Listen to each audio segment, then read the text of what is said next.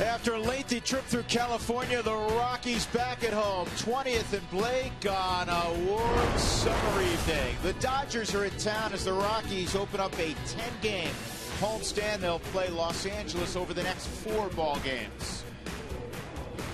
And good evening, everybody, with Jeff Hewson. I'm Drew Goodman. Well, the Rockies got a win yesterday on the road, 5-3. They ended up taking 2 of 3 in San Diego. The first time they've won a 3-game set since mid-April, and in the middle of that lineup, Troy Tulowitzki had a huge hit. Well, when he goes, the Rockies go, really, because you look at what he's been able to do in their victories. 30 times he's driven in runs, 2 big ones yesterday. I mean, this was really the elixir that this offense needed. When it was down, score is tied, you're going up against Heath Bell, you need your money player to come through, and he came through in a big way yesterday for that victory. And to take a series for the first time since April is really shocking, but that's what he does, and that's what the Rockies need, and that's what the offense needs. Now, Carlos Gonzalez, for this lineup really to click, they want him in the 3-hole. They want Todd Helton in the 5-hole. Todd's been hitting third over the weekend. Boy, did he ever flash back to the early part of the 21st century. Yesterday, 4 for 4, including a walk and a bomb. Well, maybe if he was a little younger, too, he could have had a triple and gone for the cycle with the ball that he hit to left center field, but it was nice to see Todd. And I think back to the night before when we had the shot of him sitting in the dugout after the game, kind of pondering that loss and looking at it and kind of shaking his head in disbelief, saying, this isn't really happening. Well, it did, but he came out the next day and got 4 hits, and he, along with Troy, kind of put the team on their back and said, we need to win this series today. Don't look now. Todd Helton is hitting .316 among the National League leaders in batting average. We'll come back. We'll talk pitching when we return. Rockies and Dodgers getting ready.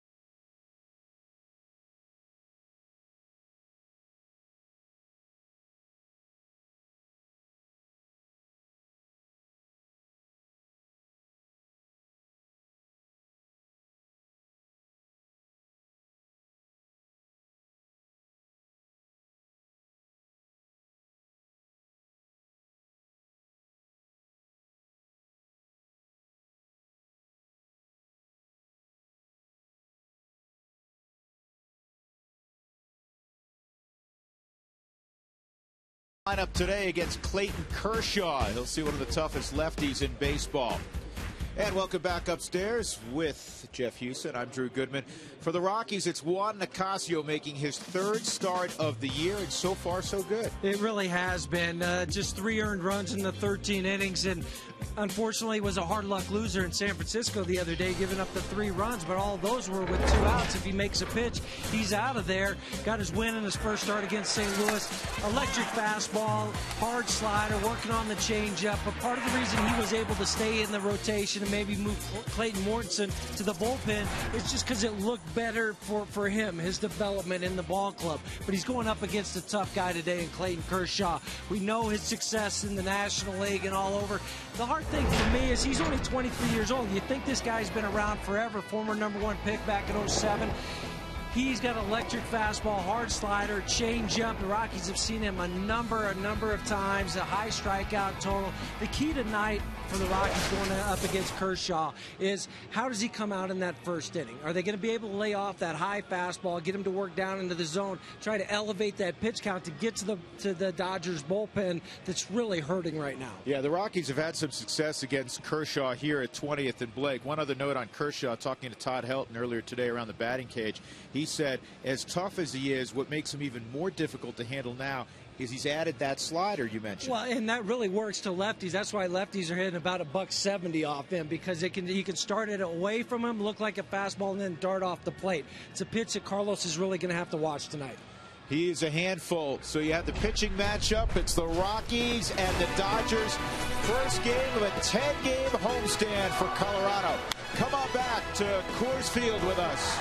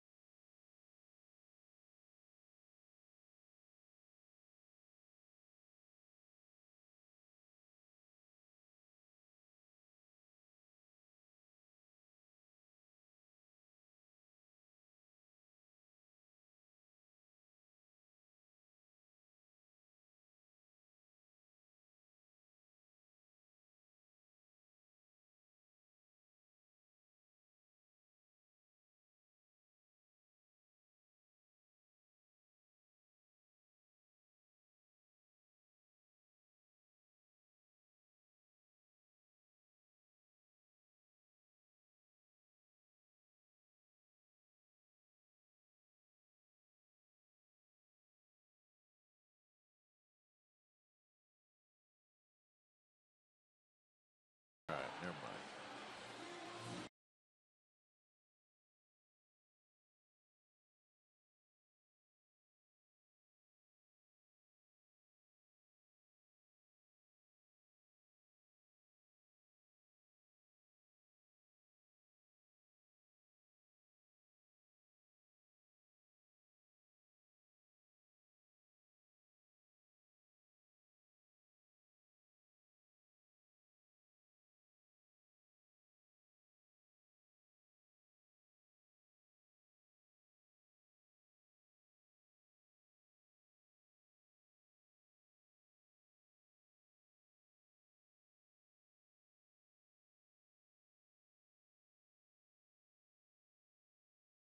Rockies baseball on Root Sports is brought to you by Geico. 15 minutes could save you 15% or more on car insurance.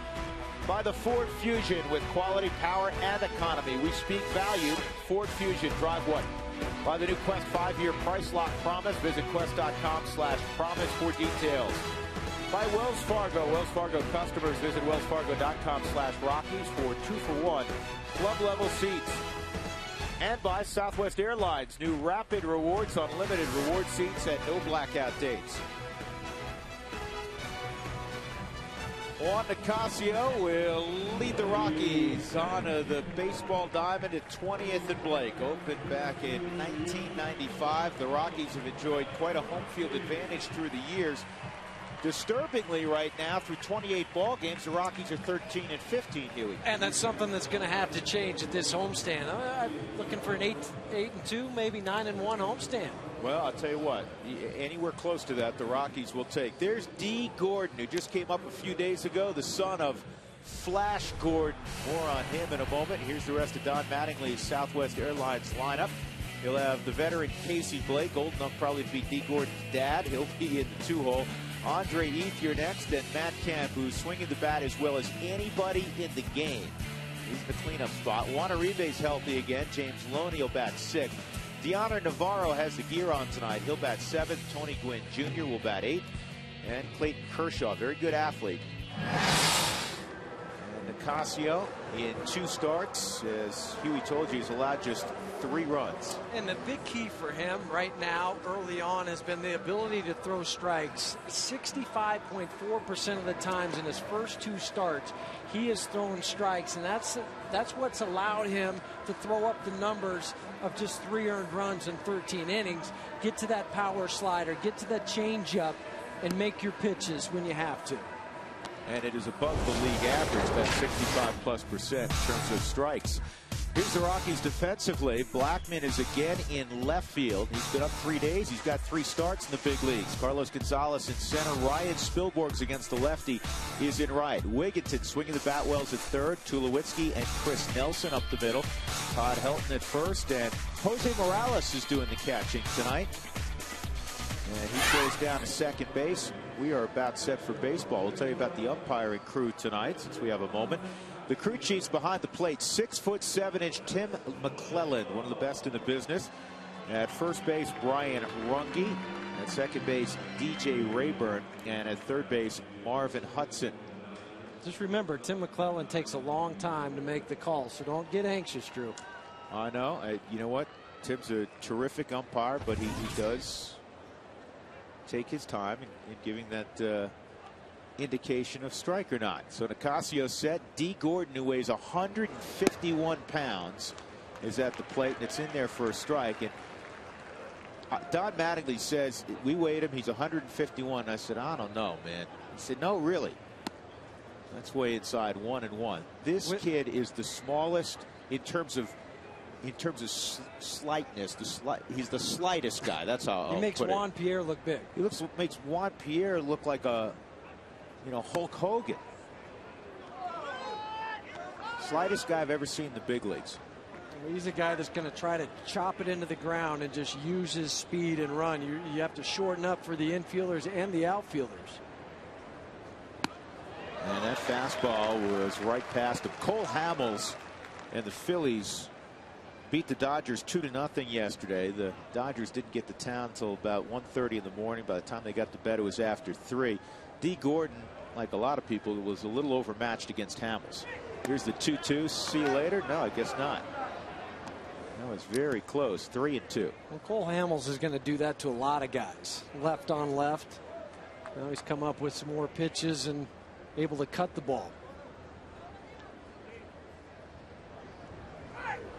And there's the fastball on past D. Gordon.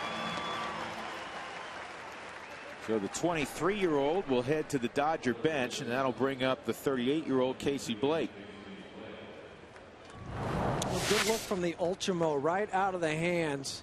Just a 2-seam fastball that he ran away from D. Gordon underneath the ball. He was late. He was tardy the whole time. Put that in your memory bank. Use it against him in his next at bat.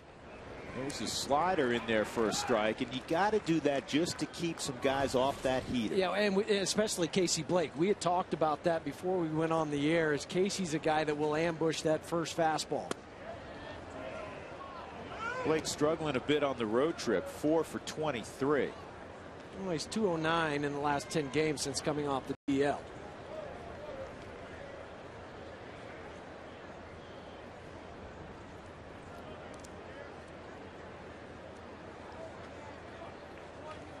Blake broke in with Toronto back in 1999. Here's the 1-1, and it bounces up there. 2-1. He's a guy now that is on the backside of his career, but he could still play third base. He'll slide over to first base when there's a lefty out on the hill to give James Loney a break. I have to apologize to him. I made him 38. I'm 2 months early.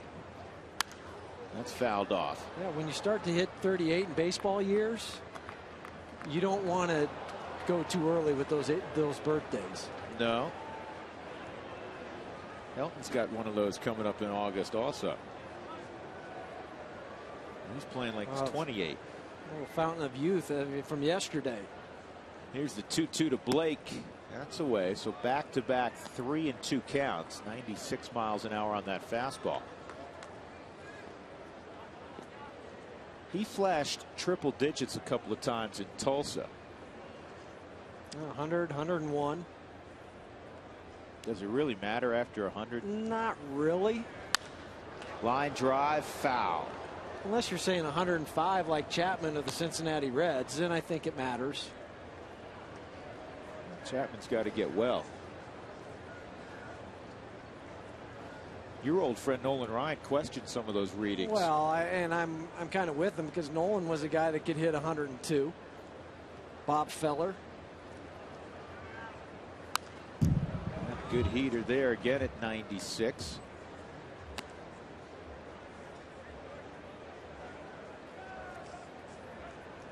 Nicasio, when he first signed, threw in the mid to upper 80s, but Rolando Fernandez and his group in the Dominican said this is a projectable guy. He's going to grow into his body.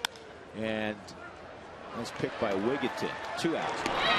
And when he does, we imagine his velocity will pick up. I don't think anybody imagined that he'd pick up more than 10 miles an hour in 3 years, but that's what he did. They were probably hoping 5 to 7, just somewhere maybe in the low 90s. But that's what makes scouting so fun. And we just had the draft a few days ago that you try to project guys. Where are they going to be? And sometimes you hit, sometimes you don't. But when you have a guy that you can project that's going to increase that velocity on his fastball and then it works out, you kind of pump up your chest with a little bit of pride. And Billy Schmidt, who's vice president of scouting of the Rockies, will be by a little bit later on in the broadcast and chat about the 51 selections that the Rockies made. I don't know if he'll touch on every single one of them, but certainly some of the guys they're excited about near the top of the draft. 0-1 on Andre Ethier. Good fastball there, just off the plate, evidently. And it's 1-1.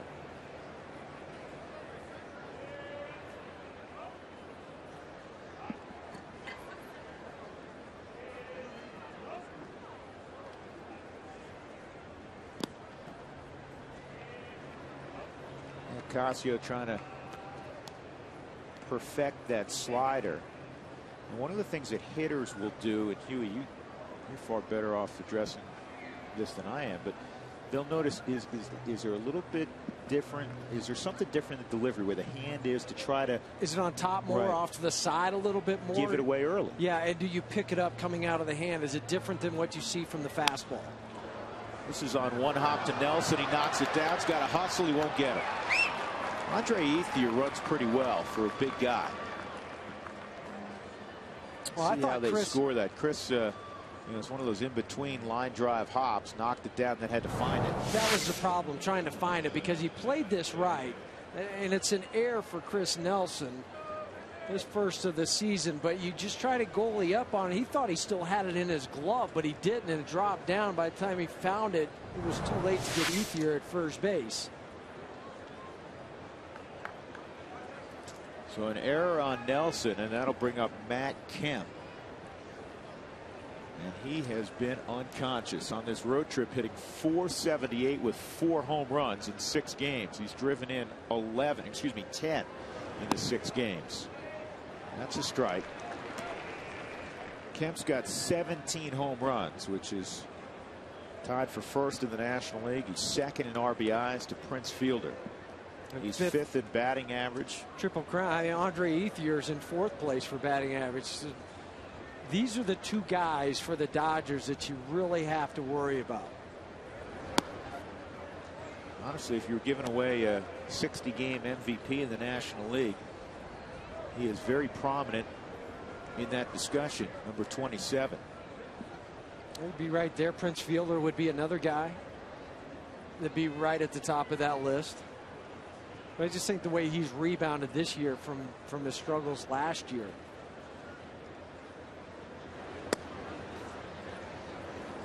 Pitch him in. It's 2-1. Deep counts here in the first inning. 21 pitches in, 11 in the zone, 10 out of the zone. And the only one he's been able to control is the fastball. The breaking pitches that he's throwing have not been close to the zone. Slider and a good one. Well, just as soon as I say that, he comes through with his best pitch of the night, because Matt Kemp is sitting on a fastball. 2-1 count, hitters count, and he just darts the outside of the plate with the slider. Gives that fastball an extra couple of miles an hour. Well, it sure does, because in the back of the hitter's mind, he's thinking slider, and then you throw the 96-mile-an-hour fastball.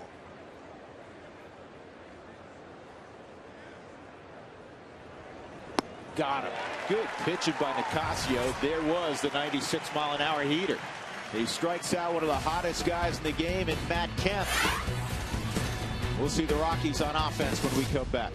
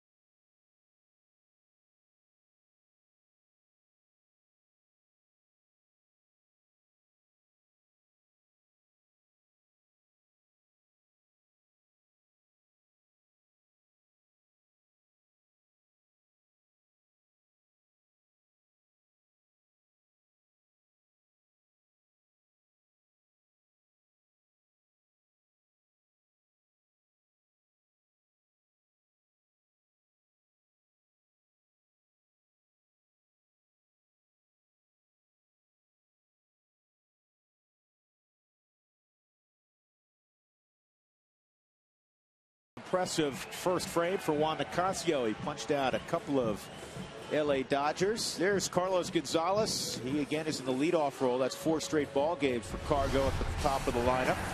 And here's the rest of Jim Tracy's Southwest Airlines lineup. Chris Nelson will bat second once again. Helton third. Tulowitzki's got the average now to 261 with 3 hits yesterday. Wigginton at 255. Spilborghs is in there. Blackman won for his first 7 in his big league career. Jose Morales will bat 8th, and then Nicasio, who had a pair of doubles against the Giants.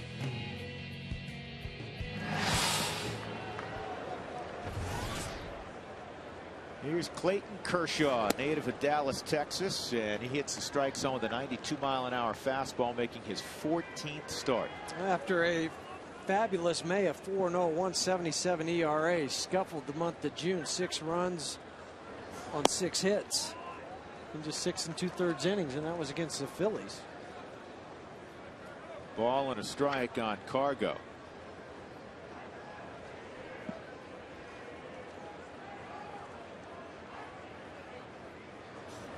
Way inside. 2-1. Carlos just 2 for 15 against Clayton Kershaw, but not many guys do damage against Kershaw. Since the start of last year, the league has hit just .210 against him. Well, lefties this year just hitting 178.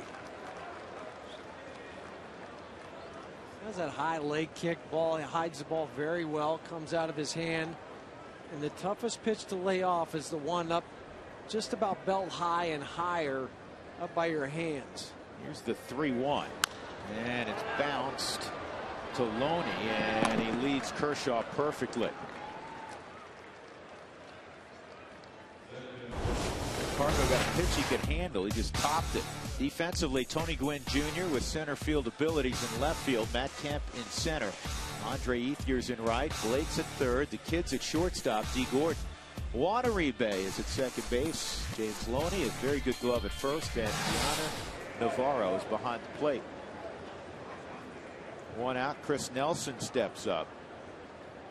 Nelson's never faced Kershaw. I said Kershaw faced the Phillies in his last start. It was the Cincinnati Reds. I got my colors mixed up. There's a curveball, and he's not throwing nearly as many of those. We touched on the fact that he's added a slider this year. He's actually throwing the slider about 25% of the time, and the curveball, which has always been a really good pitch for him, about once every 19-20 pitches. It's a little shocking that he just completely abandoned it to go to the slider at such a young age. And if he's only throwing it about 5% of the time overall, it's not going to show up, you would think, tonight here at Coors Field. At elevation, no way. And then you disregard it as a hitter. And a base hit through the middle of the diamond for Chris Nelson. I think Tracy likes him a lot because he's a high energy guy. So with one out, Nelson, who can run a little bit at first base. Todd Helton had a flashback ball game, 4-hit day. And they weren't just singles. Home run down the right field line at Petco, and he hit the gap twice. One to left center, Huey. And I was kidding him on the plane last night. This one had triple written all over it with one exception. Todd speed.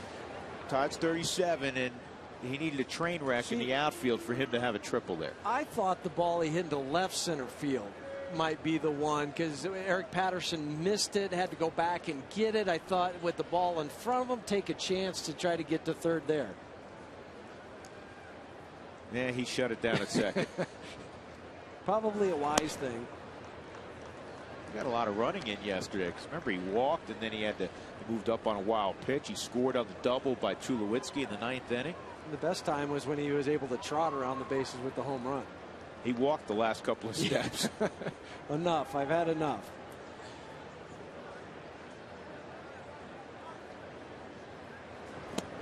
(2-0) on Helton. How about that old school stretch from Clayton Kershaw? That's what makes him so difficult. His hands are way up high, and he kind of brings him down a little bit slow. He has one pickoff this year. Last year he had 8, which is tied for the lead. Hands go above the head, come back and reset. Helton pops up the 2-0 fastball. D. Gordon makes the catch. 2 outs.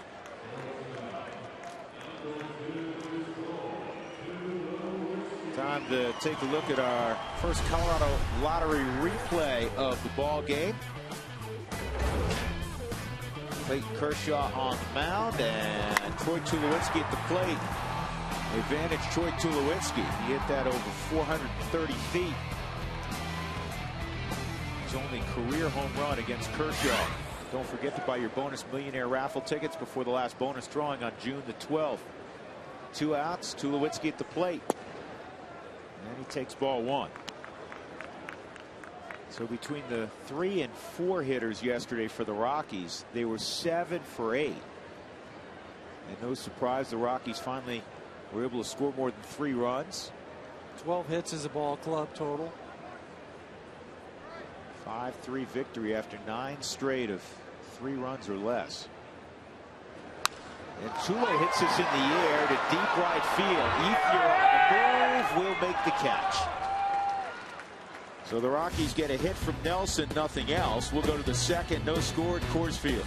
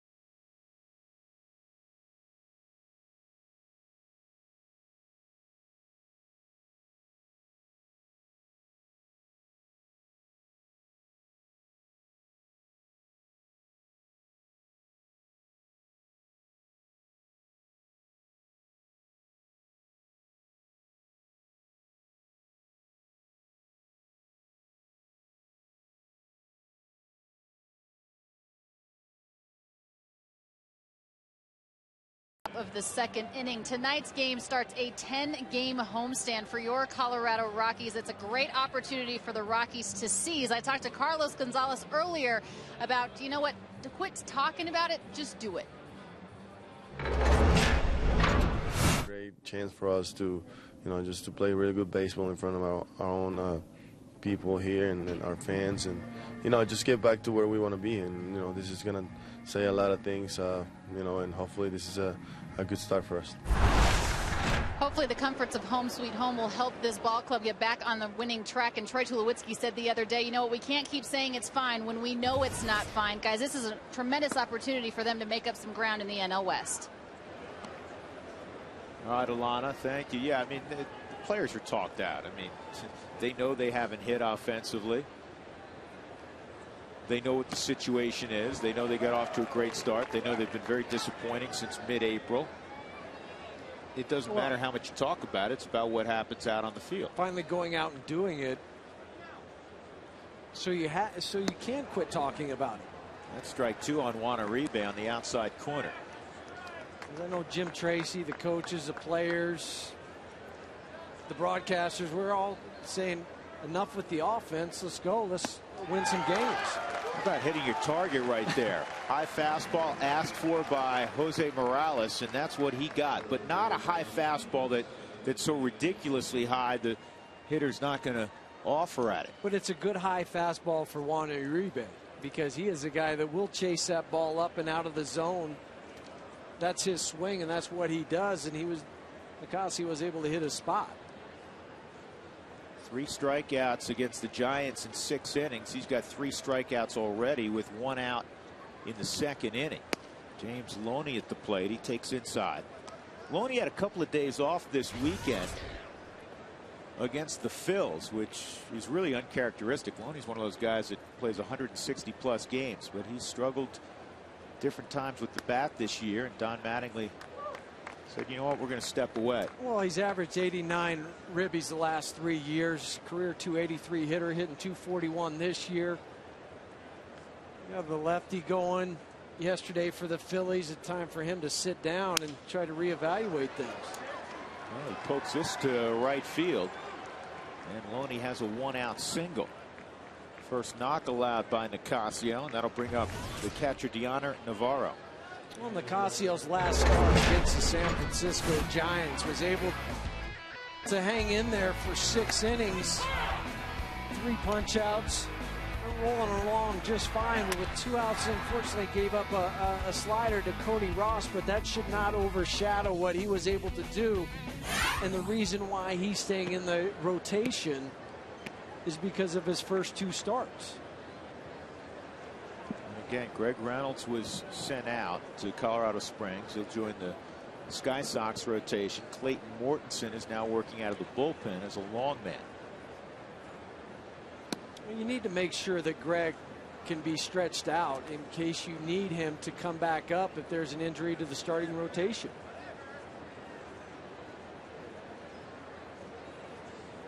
Clayton, after the 6 shutout innings, he got the nod to move down to the bullpen because he adds that flexibility of being the long guy.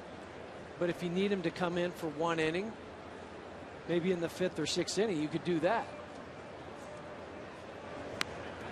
And Navarro tried to bunt his way on. Keep in mind also that the Dodgers are trying to get a feel for Nicasio. They haven't seen him. And since he came up from the Texas League, it's not like even a D. Gordon had seen him, because D. Gordon was playing at Albuquerque in AAA. In different leagues, too. As far as the Dodgers go, They're AA affiliate. Yeah, their AA is in the Southern League. But with a guy that throws 96, 98, touches 100 miles an hour, kind of reminds me a little bit of a young Ubaldo Jimenez when he first came up. Maybe not the same mechanics. I think Nicasio's mechanics are a little bit better than Ubaldo's, but the arm action. Absolutely. I mean, he's as intriguing as Ubaldo was. Anytime you have a big, strong kid that throws that hard, there's a lot of development still to come, but he's an exciting prospect. 2-1 on Navarro. Loney a conservative lead at first. That misses. 3-1. On deck is Tony Gwynn Jr.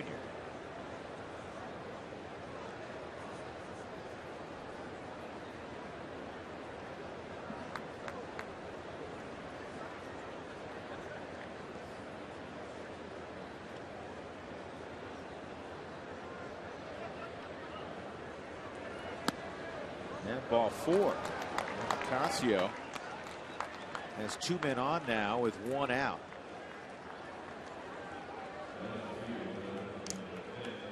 He's only walked 3, now 4 in 14+ innings. That was not an issue at all in Double-A. It's one of the reasons he's here. There's a lot of guys who throw hard, and typically they ring up a high walk total. Who Wants Tacos fans, remember, if the Rockies score 7 or more during any game, go to participating Colorado Taco Bell locations the next day between 4 and 6 to get your Rockies Tacos special. You know, hard throwers in the minor leagues, there's more than you think, but it's a command thing. That's the impressive part about Nicasio. Pick play, and I'm sure the Dodgers have scouted the daylight play with the Rockies after they were able to pull it off yesterday to get Eric Patterson. Went back to back, which I have never seen before, between a pitcher and a shortstop. And I know you mentioned it on the broadcast yesterday. They would have picked me off as well, because I was thinking there's no way he's going to do it again. And just what I was talking about, they run the daylight back-to-back times, and they get Eric Patterson with a beautiful throw from Aaron Cook and the easy tag for Troy.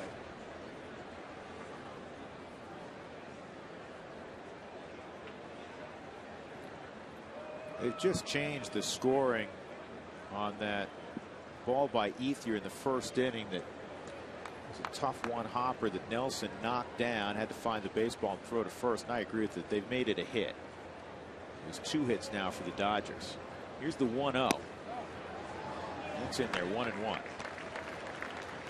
So take the error away in the first inning.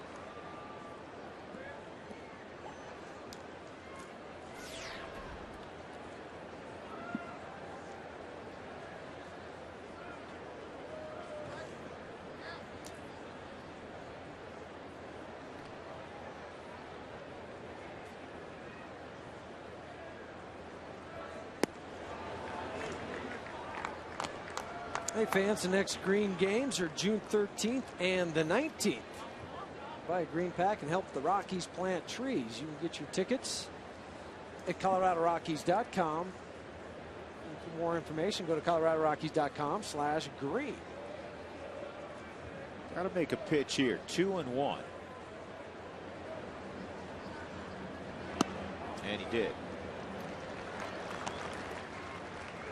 Gwynn's a tough guy to double up. Hits from the left side. Does not have the speed of a D. Gordon, but he still has good wheels.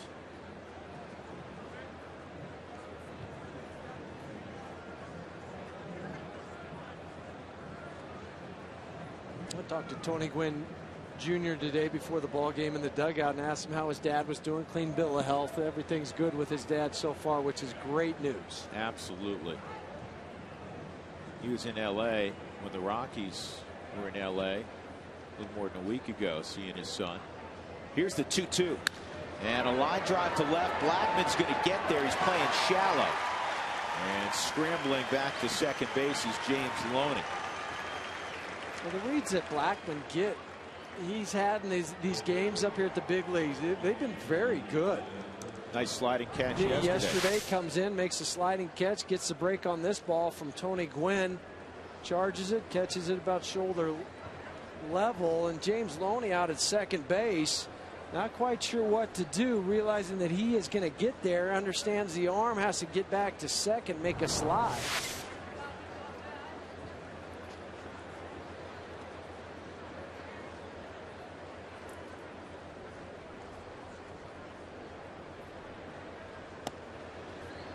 Ball 1 on Kershaw. Kershaw's hitting .231. He's driven in a run.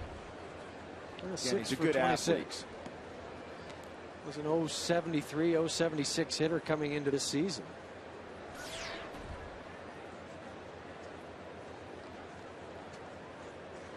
It's not always the case, but it seems to me the guys that once they establish themselves in the big leagues, the guys that are good athletes among the starting pitchers, they get incrementally better with the bat. Because they're athletes. They figure it out. They have the hand-eye coordination to be able to do it. The young pitcher, you always worry about relaxing just a smidgen when they see the pitcher come up there. You don't ever want to do that. Rocky's been burned a couple times this year by pitchers. Tim Stauffer. Yeah, Tim Stauffer against Jimenez a couple days ago. There's the 1-1. That's a good looking pitch. Strike two. Just sit back out there again. Throw the same pitch. He has it in his mind. Everything's good. Those are hard, you know, whether it's Kershaw or I know where you're going. Todd Helton. That's a tough pitch to hit. Down and away, just set up there again, throw the fastball, and be done with it. They want this, well, at least unless they're bluffing Loney. No, they do want it up.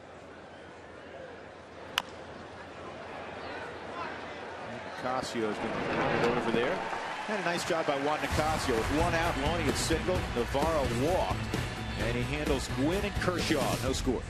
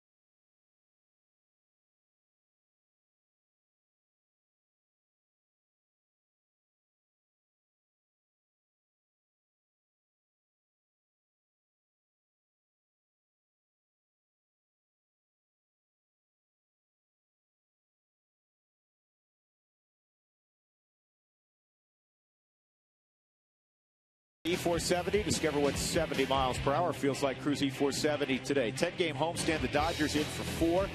Then the Padres are in Monday, Tuesday, and Wednesday. Thursday, an off day. Interleague play. We'll come to Coors Field with the Detroit Tigers in town next weekend. Drew Goodman, Jeff Houston, and Alana Rizzo. We're in the bottom of the second inning. Clayton Kershaw and Juan Nicasio this evening from Coors Field. Ty Wigginton will lead it off. The Rockies got a hit from Chris Nelson in the first. Nothing else across. Wigginton with 5 home runs, 17. Hit a couple of home runs out on the road trip.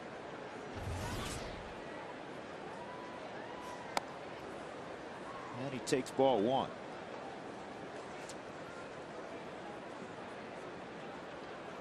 Wigginton has seen Kershaw only 4 times. 2-0. Looks like he's spraying that fastball around a little bit. See if the Rockies can take advantage, get that pitch count up, maybe a couple of freebies. Well, Clayton Kershaw in his career has only gone past 6 innings 1 time here at Coors Field in 8 career starts. A 3-0 count.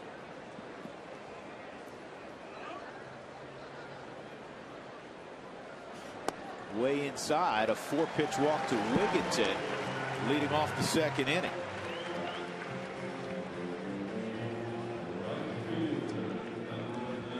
That'll bring up Spilborghs. Ryan has more at-bats against Clayton Kershaw than anybody on the Rockies. He has 30 at-bats against Kershaw. It's one more than Tulowitzki. He's got 6 hits against him, and he's got a couple of home runs. And that's what makes him valuable, be able to give a guy like Seth Smith the night off when they're throwing the tough left-hander like Kershaw to put Ryan out there, and that's why he has so many at-bats against him. And the interesting thing is, though, is that the kid's getting the start, Charlie Blackmon. Well, yeah, but you brought him up to play him. And I was thinking driving to the ballpark today, would he be in the lineup with Clayton Kershaw? And that's the roll of the dice that Jim Tracy said. I'm gonna run the kid out there, and this is why we brought him here to play him. And he held to that again this afternoon when he was asked about that. A lot of times when a manager says that, you say, okay, an ordinary lefty, he's going to be out there, but then when you get the top shelf lefty, he's going to take a seat. But I think it goes back to some of the defensive plays he's made. I don't want to give up a whole lot of defense, so that's why I'm going to run Charlie Blackmon back out there. And I also think, and correct me if you disagree, I also think in scouting, when you start projecting a guy, there's guys that reach the big leagues and they're projected as a super utility guy or a platoon guy. Player. This young man's been projected, Charlie Blackmon, as a full-time everyday guy. And in the future, a top of the order type of guy too. Right. It's not a back end, a 7th, 8th place hitter. He's doing that tonight because of his age.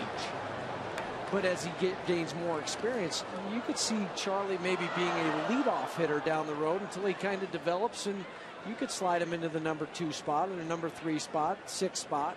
Well, the Rockies are in search mode for a leadoff hitter right now. Dexter obviously is hurt currently. He's struck out too much for that leadoff spot. Cargo they would like to have hit number 3 again once he gets going. That misses. It's 2-2. And Blackmon has spent the majority of his professional career as a leadoff hitter. You just don't find many guys that are 6'3", 6'4" as leadoff hitters. But he can run and has a good idea at the plate. 2-2 with Wigginton at first. He went.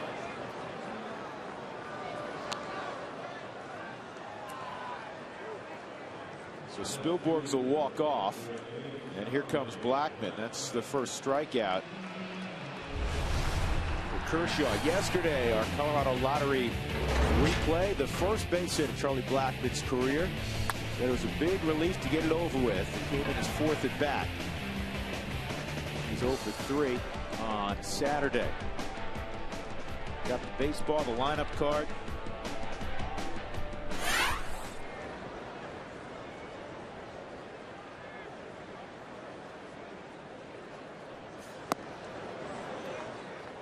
Blackmon obviously played every day in the minor leagues, and he was telling me during the pregame show that he hit lefties very well in the minor leagues. Yeah, but there weren't too many Clayton Kershaws down in the minor leagues. Well, if there are, they don't spend a lot of time down there. That's my point.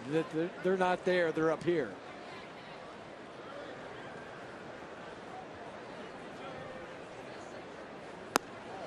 Snap throw, and Wigginton got back. That was a nice throw from Navarro. The inside ball with the lefty, your base runner gets blocked a little bit. He throws right behind him. You have to be on your toes, and Ty was able to go to that backside of the bag, and that's the reason he snuck in from the tag of James Loney. Notice where Ty slid in. If he slides to that front part of the bag, then he's probably out.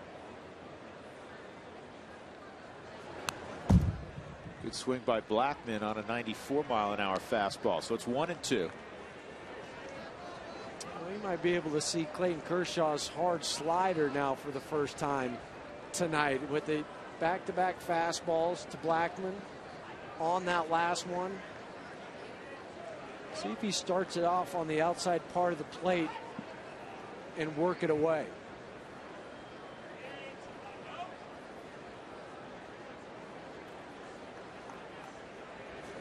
He got the slider, and it's a ground ball to second. And you're not going to double him up. He eats up a lot of real estate with those strides. watch him come out of the box, Jeff. And this is the whole key. He hit it off the end, but the strides, just about 12, 13 strides to get down the line.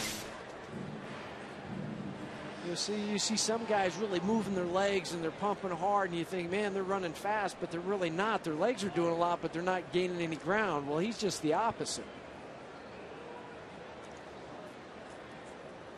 Morales at the plate.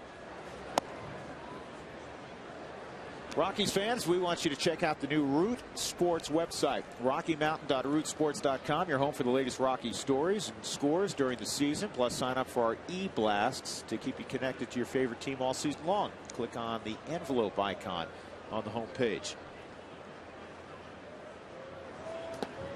Bounces up there, 2-0.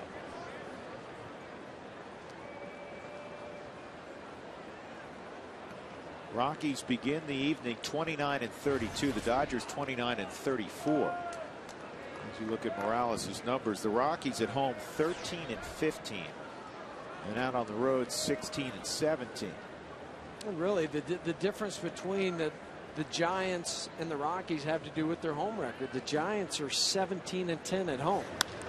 This is on the ground to short. Gordon with a little flip to Uribe, and the Rockies are done in the second. So we move on. Inning number 3 upcoming. Top of the order for LA.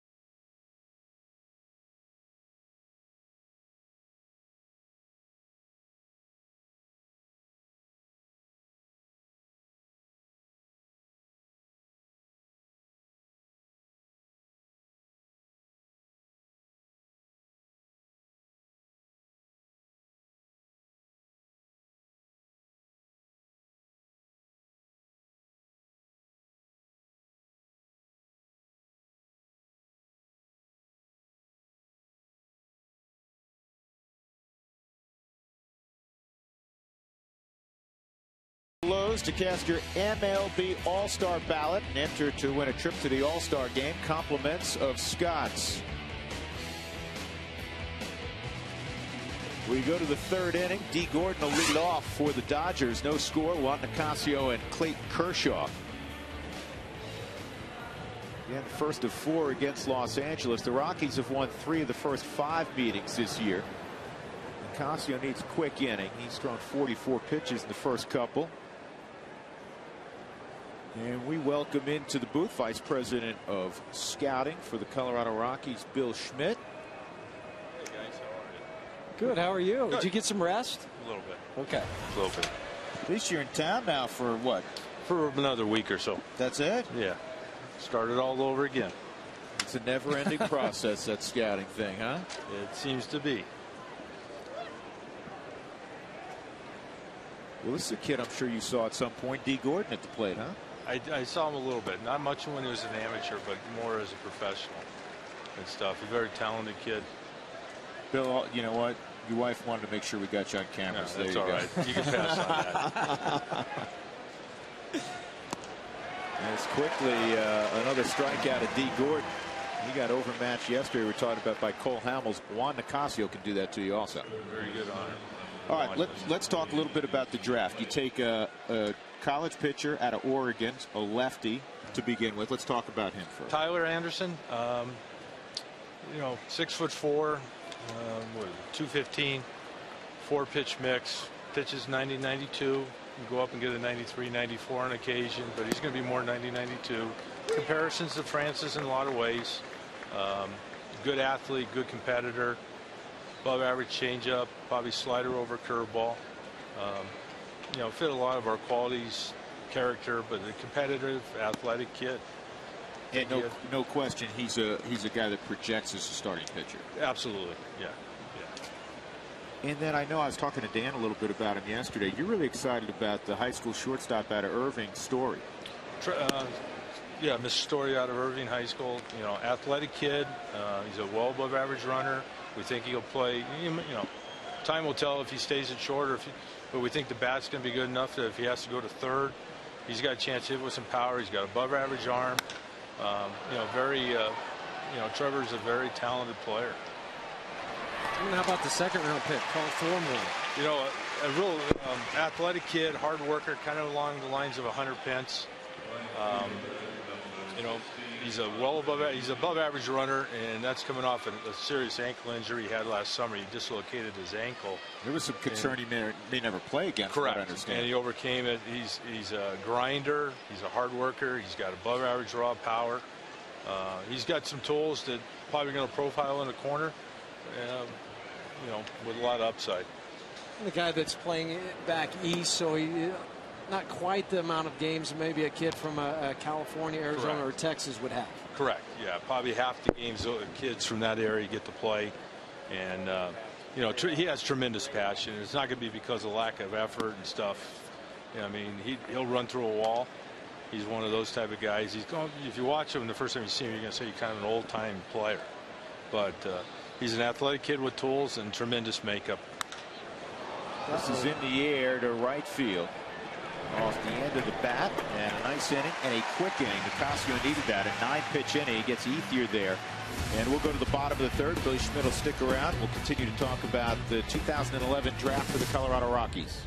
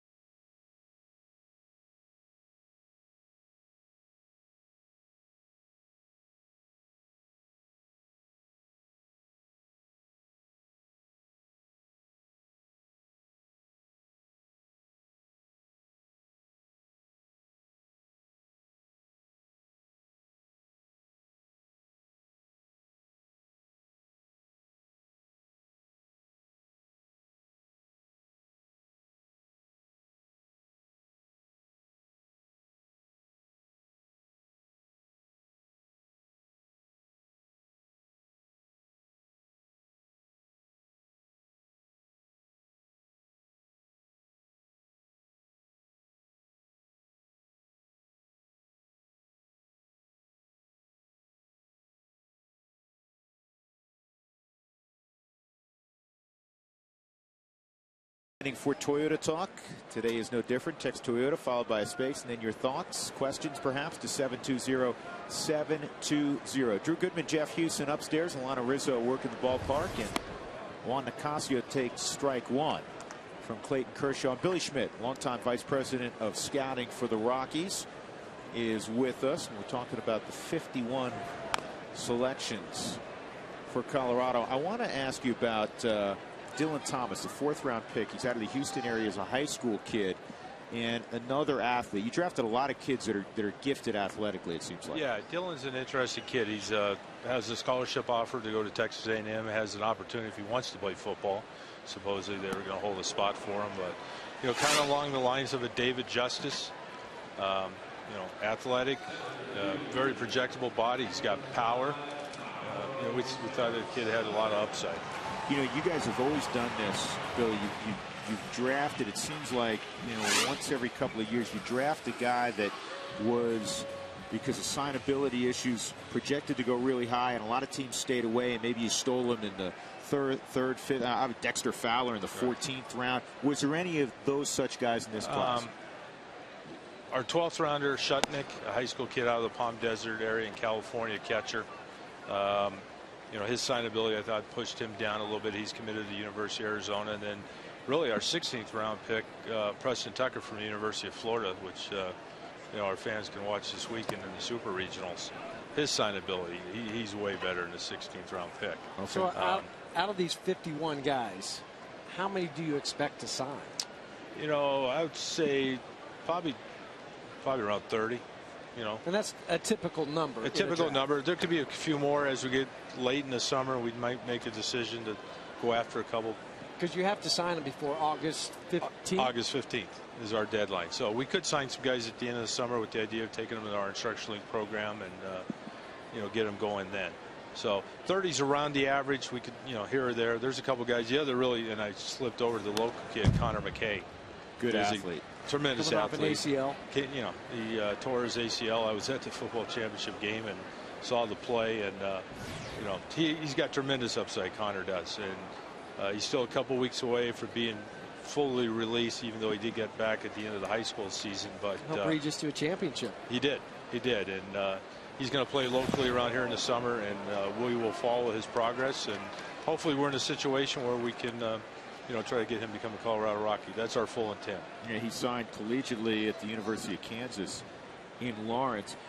For people that don't know, baseball, more than the other major sports, it's such an inexact science. There's so much projecting going on. Let's pick it up in 1 second. 3-2 pitch to Cargo, and swung on and missed. 2 outs. How do you judge 4 or 5 years down the road? How many players, if they make the big leagues, do you judge and say, okay, this was a solid draft for us? And does it depend how impactful they are in the big leagues? What's the criteria? You know, you hear different things. You know, out of your top 10 picks, if you can get 6 guys to the big leagues. You know, I mean, ultimately, what you're being judged on, the guys can get up here, have some impact and longevity, and that's what we're trying to find. The guys are going to come up here and have some impact on longevity and help us ultimately win a world championship, what we're striving to do. And you were half joking that you're almost ready to go back out on the road, but that's the way it is now for scouting. No, seriously. Next week, a lot of the national showcases, Perfect Game, starts down in Florida. In 2 weeks, I'll be going to North Carolina for the USA trials for the 18 and under team, and then following that up with the college national team. They're playing up in New England, and the whole process starts all over again. It's pretty well hit to right center by Chris Nelson, but Ethier's going to get to it in the middle of the warning track. Billy, I know it's a busy time. It's always a busy time. Thanks for stopping in. Good luck with this draft, and happy hunting as you go back out on the road. Appreciate it, guys. Billy Schmidt is the Vice President of Scouting for the Colorado Rockies.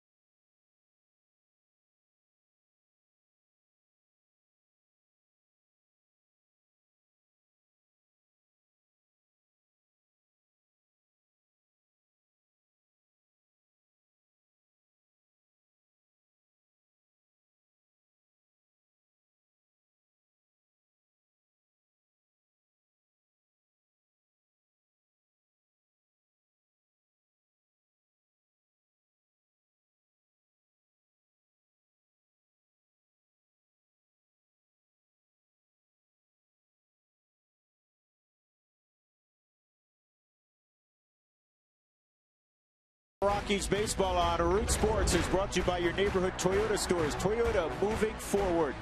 By AT&T, the nation's fastest mobile broadband network. And by the Colorado Lottery. Don't forget to play. We go to the fourth inning at Coors Field. No score. A couple of hits for the Dodgers. One for the Rockies. Nicasio and Kershaw both have pitched well. The guests keep on coming, but they get better looking. Billy Schmidt, we kicked out of here. Lisa Ionetta is set to join us right after this first pitch to Matt Kemp from Nicasio. And a swing and a miss. Hi, Lisa. How are you? I'm great. How are you? You doing well? Yes, very well. Thank you. We want to give you a hard time before you tell us why you're here. High school sweethearts. Yes. You're a Rhode Island Yes. girl, huh? Born and raised. Born and raised. So How's the baby doing? She's great. Perfect. She's 10.5 months now and getting big. Saw you out in San Diego running around. We did San Fran, San Diego. All right. It was fun. Good deal. So you've known Chris. Yes. There he is visiting with Dexter on the bench tonight. Here's the 2-strike pitch to Kemp, and he fouls it off. Since high school. Yes. I was 15 and he was 16. Wow. Yep, he's a year older than me. And you haven't kicked him out yet, huh? Not yet. He's a good guy. He is. He is a good guy. Anyhow, you're here not to be teased by us, but you're here with an express purpose because the Colorado Rockies Wives Charity Grab Bag event is coming up this weekend. Yes, it's starting tomorrow and Saturday. An hour after the gates open, 5:45.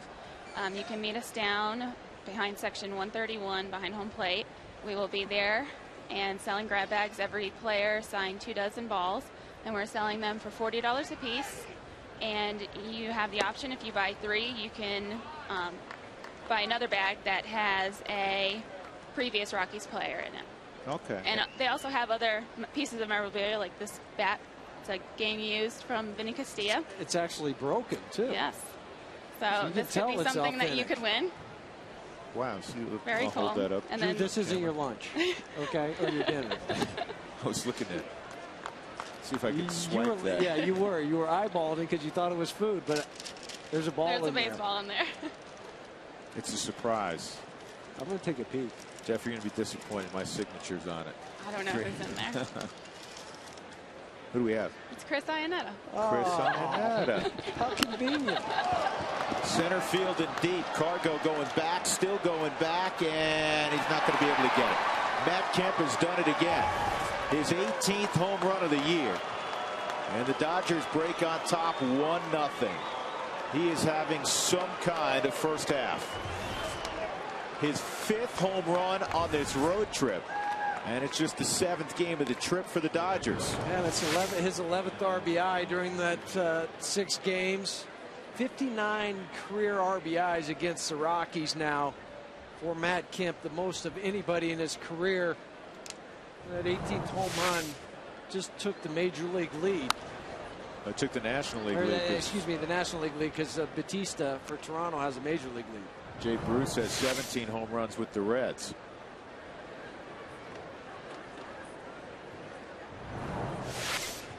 Juan Uribe on the ground to Todd, and Helton will run to the bag. Now, you guys have been very successful with this. Yes. Last year we raised over $25,000, so we're trying to top that this year.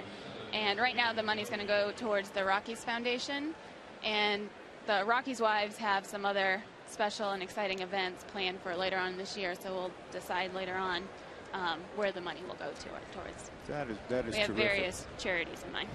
So again, Friday and Saturday, when the folks come in at 5:45, I would get there early because we usually sell it sometimes even before game time. In the section again? It's right behind home plate, 131. All right, 1-0 on James Loney.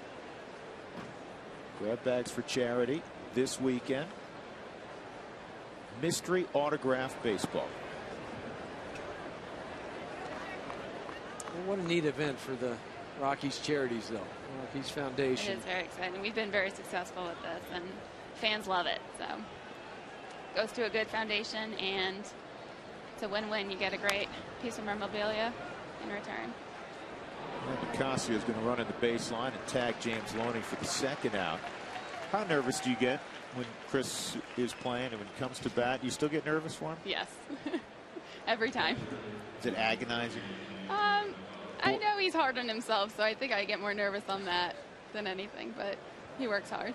He works tremendously hard. Nick Chris wanted to work on blocking balls today, and he spent, Mark Foley said, Chris, enough. He spent a half hour with the pitching machine throwing 90+ mile-an-hour sliders in the dirt, a half hour straight, just blocking pitches in the dirt.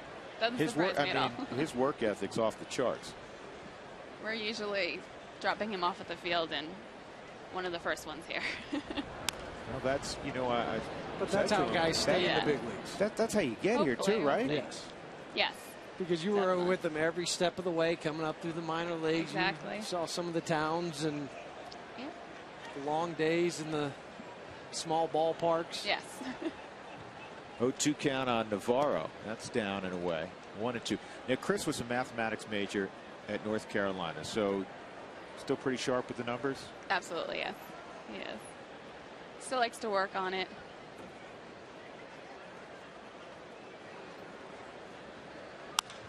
And a rollover ground ball. Chris Nelson has it. And a nice job, other than the home run, of Matt Kemp for Juan Nicasio. So the Dodgers have a 1-0 lead. Lisa, good luck with the grab bags this weekend, and we're going to pump it some more here tonight and tomorrow. Thank you. Thank you so much. Lisa Ionetta.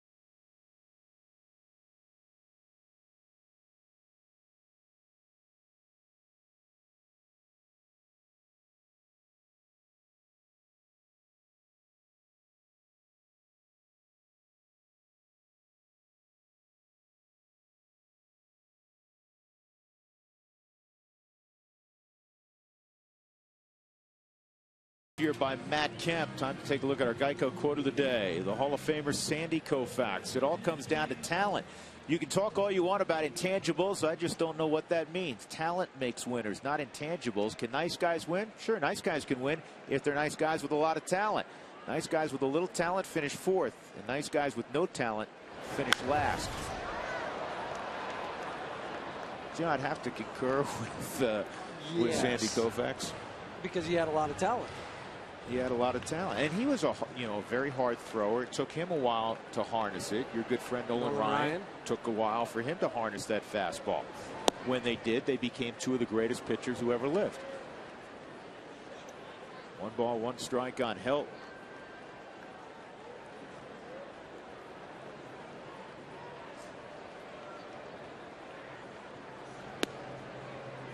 That's a strike.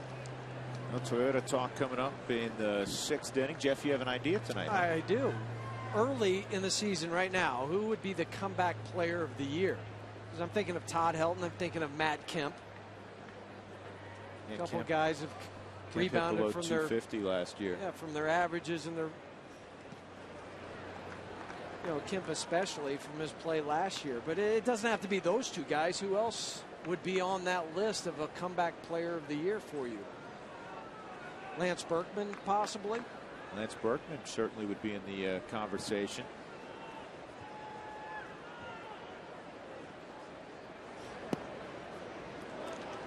Boy, he's been tormenting his old club, the Houston Astros. They got beat yesterday. The Cardinals did. They scored only 1 run, but it was Berkman going deep again. He went deep 2 days ago against them also. 3-2 on Helton, leading off here in the 4th. Todd popped to short his first time on a 2-0 pitch. And Helton rips it up the middle, a base hit.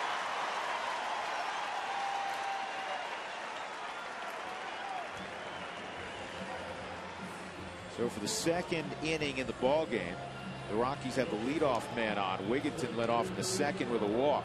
Windshield damage, call Safelite Auto Glass at 303-287-5000 or go to safelight.com. Tulowitzki up. He had a deep fly ball to right.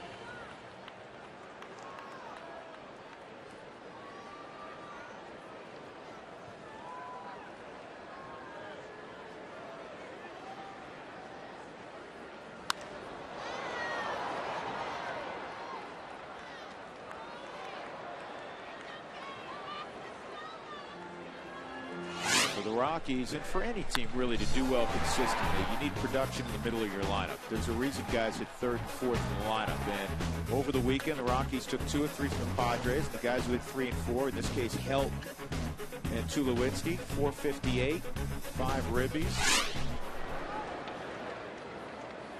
Well, they're the guys that everybody looks to. They're your main guys. Todd Helton's been here forever. Troy, and what he's been able to do in his 4+ years here at the big league level. You ask a lot of those guys, and when they are struggling, the whole team struggles. But when they're going well, you win. It's no coincidence. Troy hits it on the ground to Gordon. Here's 1 and 2.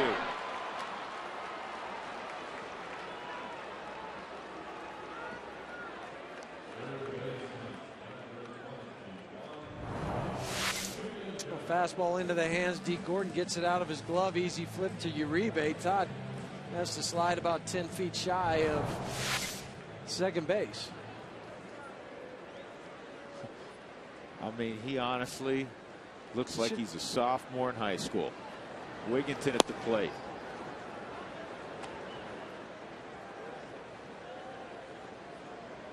When I first saw him today, and I don't mean this bad, I thought it was the bat boy, just from his size. Yeah,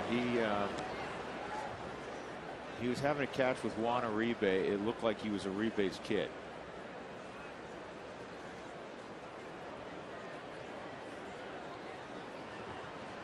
Talking to Don Mattingly about him, and he said he's like a sponge right now. He soaks up everything. He's a great kid. He asks good questions.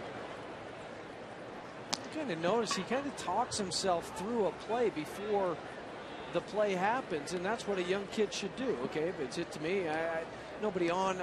Obviously, he's going to first base, but when there's runners on, where am I going to go if the ball's hit here?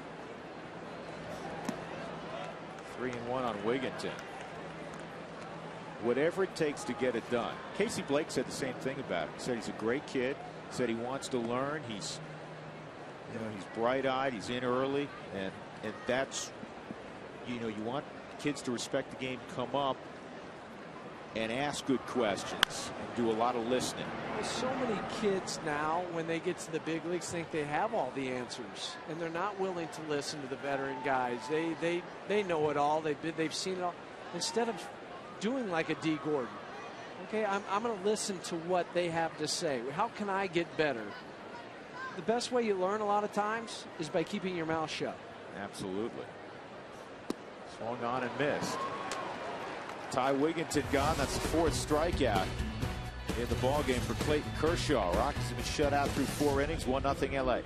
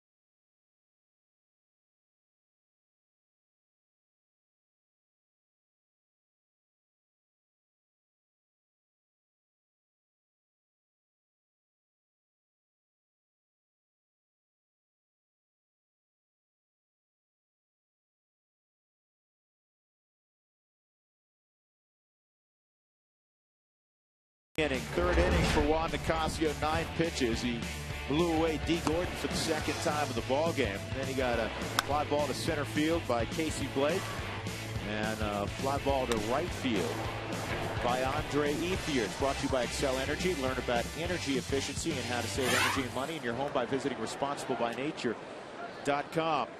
Tony Gwynn Jr. will lead it off in the 5th inning, 1-0. The only run came on a Matt Kemp home run, his 18th of the year.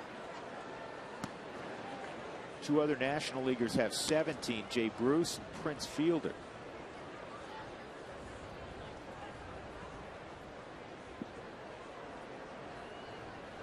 Just 3 RBIs behind Fielder now. To Helton, 1 out.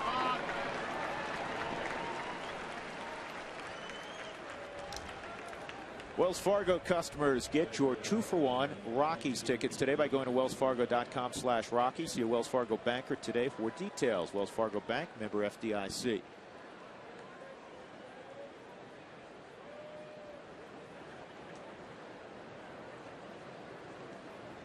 Kershaw hit a comebacker his first time.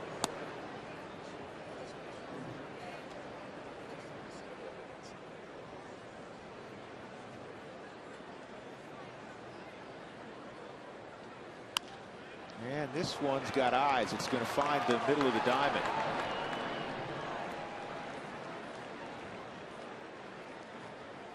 That's interesting. Ed Nelson kind of swung over on the pull side.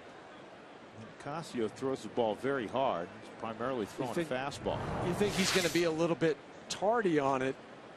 Would play up the middle and not take that hole between second and first away.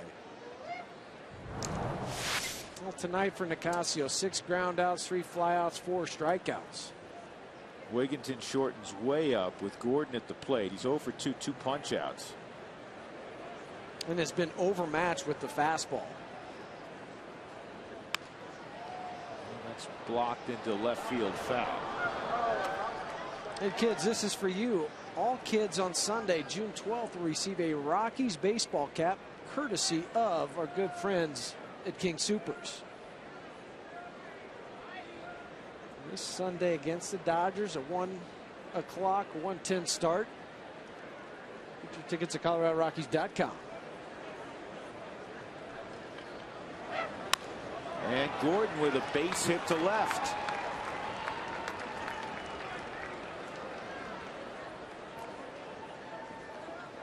With the pitcher getting a hit, they're now 2 on for Casey Blake. With Andre Ethier on deck, so Bob Apodaca will come out.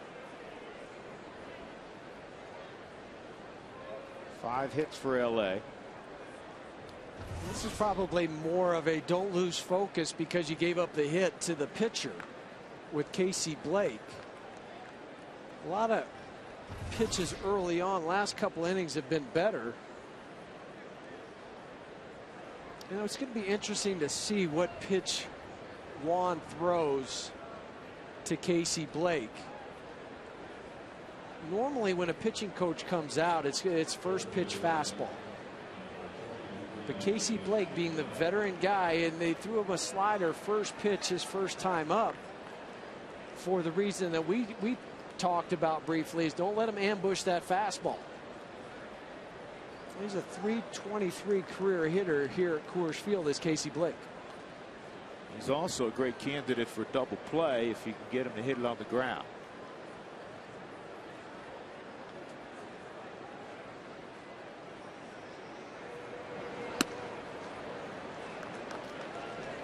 Ball 1. Nicasio in 2009 was kept back in extended spring, and it kind of motivated him. Instead of going out at the beginning of the year, it got his attention, and he went from throwing 90-92 when he finally arrived in Asheville. He was throwing in the mid-90s, and he's really taken off from that point on. When He's not shy about admitting that, you know, he was a little stung by that, and it wasn't punishment. The Rockies just wanted to refine him some more. When all your buddies are leaving and you're not packing your bags to leave extended spring, That'll motivate a lot of guys.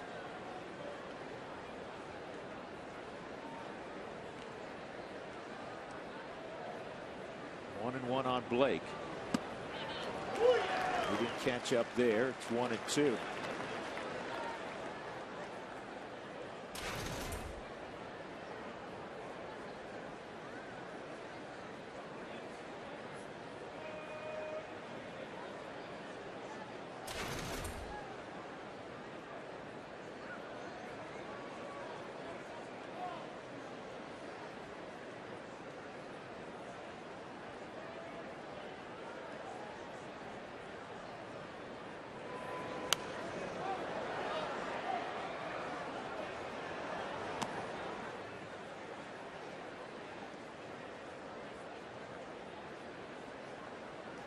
You know, everybody in baseball has a story. Most players have several.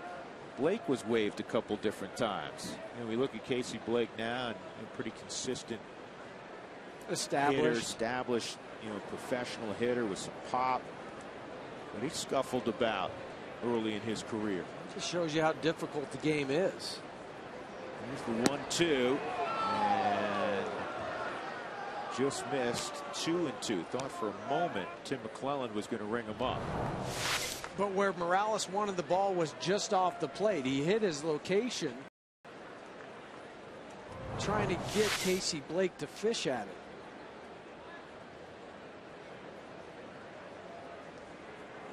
Blake was waived 3 different times in his career. We're settling in with Cleveland. 2-2. And this could be 2. There's 1. And Tom, good block by Helton. Yes. But the D. Gordon, tell you what, for a young kid, he went in pretty hard to second base. And that's the reason why they were not able to turn that ball, because it wasn't hit extremely hard, but hard enough where Troy could go get it and make the feed to Chris Nelson. But notice where D. Gordon is. So Chris cannot even make a throw without getting out of the way first, and then he buried it, but Todd comes off the bag and blocks it. But it was all the speed of D. Gordon that interrupted that double play possibility.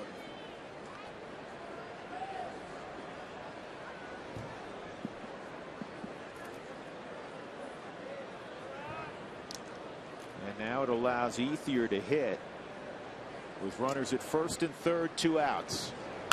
And a line drive to center field, and it's 2-0.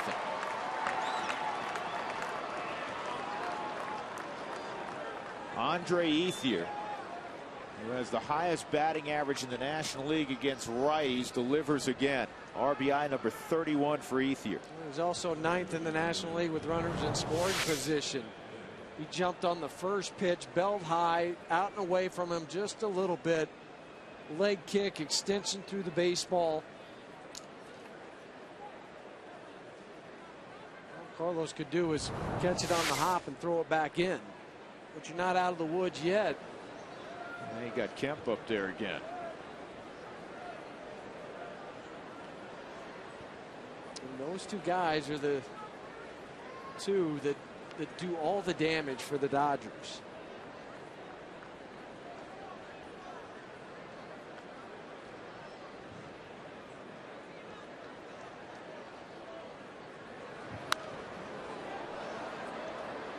Now Matt Kemp in the 4th inning. Hit one over the center field wall. His 18th on the season. Last year he had 28. I remember Rich Donnelly when he was the third base coach, former third base coach of the Rockies, but when he was the third base coach for the Dodgers, when Kemp first came up, he said, this young man has a chance to be the best player in baseball. And I said, come again? Yeah, because I mean, that's a big statement. Huge statement. And he said, no, honestly, he said, if he puts it all together skill-wise, he has a chance to be the best player in baseball. And now you understand why he made that statement. Power, big time. The ability to hit for average when he stays focused is there. He can play center field. Can run. He can really run. He's got 14 stolen bases. Good arm. He's got it all.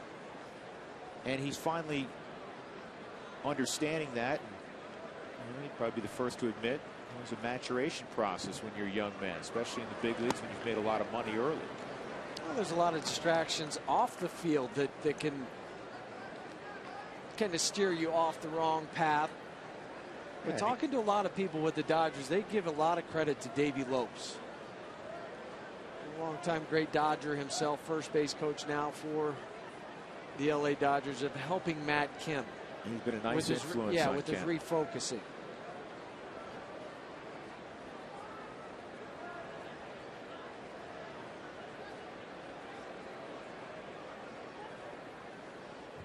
There's Lopes.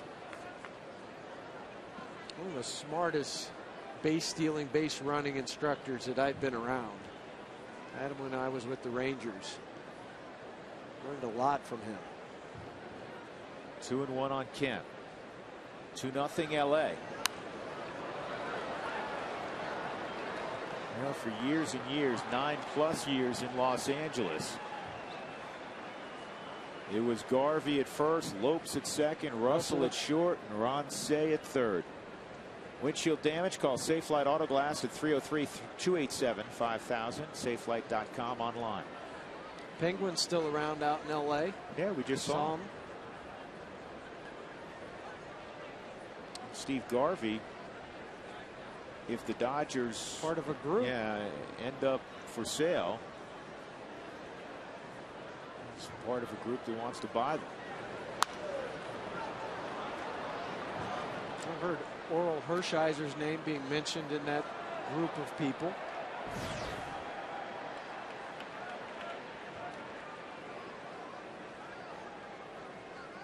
Well, the way Kershaw is pitching right now, if you're Nicasio, you got to find a way to get Matt Kemp, and he's starting to get dialed in on that fastball.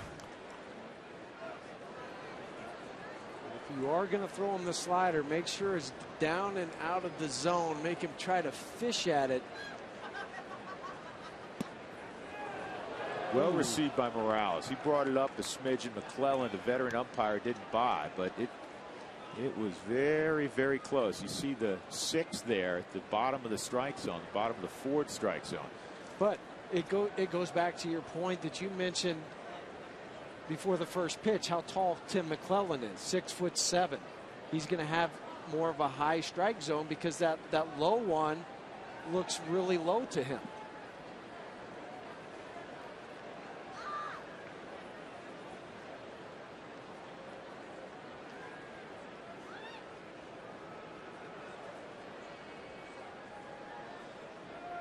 Three and 2 on Kemp. If the runner's moving, it's fouled off.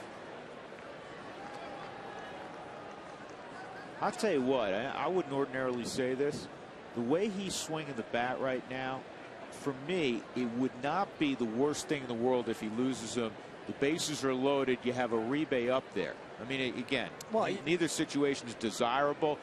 But Uribe's not swinging the bat anywhere close to what we've seen Kemp do the last week. Yeah, and you've already struck out Uribe. He's grounded out to first. He has more holes in his swing than Matt Kemp. And Kemp's already homered. He's set up off the outside corner. Here's the 3-2 again, and it's lined to right, and it's going to score at least one. The trail runner's Ethier, and he's going to get a green light, and he's going to score. It's going to be a 2-run triple for Matt Kemp. 3 RBI ball game already for Kemp. And 4-0 Los Angeles. They went away. It was down. Nicasio hit his spot, but Kemp's in one of those zones. And this ball was right on the outside part of the Ford strike zone. But the head and the barrel of the bat stay through the zone. Head goes down and slices it into right for his first triple of the season. But when a guy is going like Matt Kemp is now, you hit those balls that are away. Last year we saw him strike out on so many of those pitches. But a different man, a different swing this year. Clayton Mortensen up in the Rockies bullpen. Uribe at the plate, he's 0 for 2. Rockies down 4-0 in the 5th inning, and they have only 2 hits tonight. And the slider misses. It's 2-0.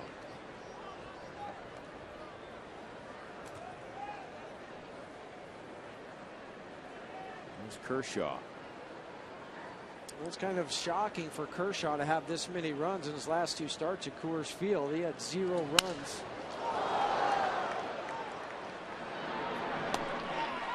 Tulowitzki throws out Uribe. Ethier drives in 1 with a single. Kemp drives in 2 with a triple. 4-0 LA.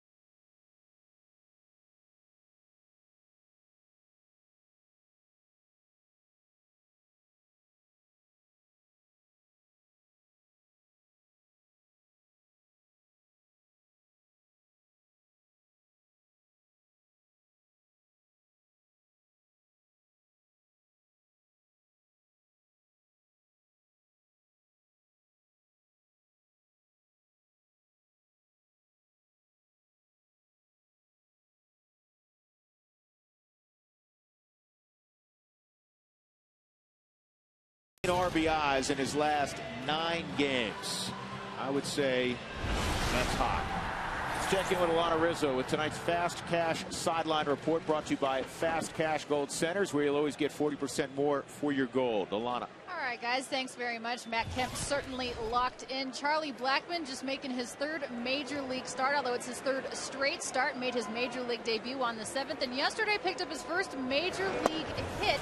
And of course, he was wanting to get that first hit game ball and the lineup card. Well, you know, of course, the teammates had to play a little bit of a prank on him. They gave him a ball that had the wrong date on it. They had his name spelled incorrectly. So he was like, oh, this is great. But of course, he did get the ball that he hit for his first major league hit. And he also got the lineup card, the first time his name was ever written into a Major League Baseball lineup card. All of those things in his locker in the clubhouse. But it would not be a baseball fraternity if there wasn't some jocularity, guys. Spilborghs hits it in the air to right center field. Matt Kemp's going to get over there and make the catch. They play a prank on you and you got your first big league hit? Same thing. They misspelled my name. They spelled it Jeff, Geoff, and put it. That's not how you spell it. Yeah, real funny. Yeah, so they did all of that. It was in Pittsburgh. They spelled Pittsburgh wrong, the whole 9 yards. And I did the same thing like Charlie. I looked at it and went, oh, swell, thanks. And then. Did you ever find out who was the orchestrator of it? No, I didn't. But then they did give me the real one. Here's Charlie Blackmon right now. And he takes low ball 1. Blackmon hit into a force out his first time up. Rockies have 2 hits. A single by Nelson in the first, a single by Helton leading off the 4th. The only other base runner, Wigginton, a walk leading off the 2nd. 1-1. I said there was no Clayton Kershaws down in the minor leagues, but Charlie Blackmon at AAA off lefties and 85 at bats at 294.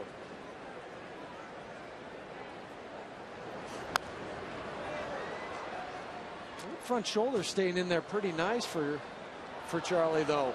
It's not flying open.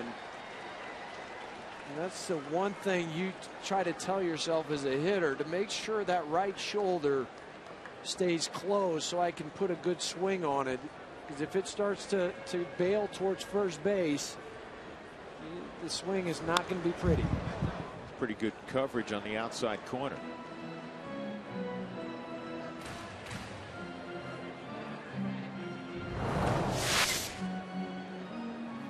know, that was a little bit of a late swing. He was just trying to foul that pitch off to see if he could get a better pitch to hit.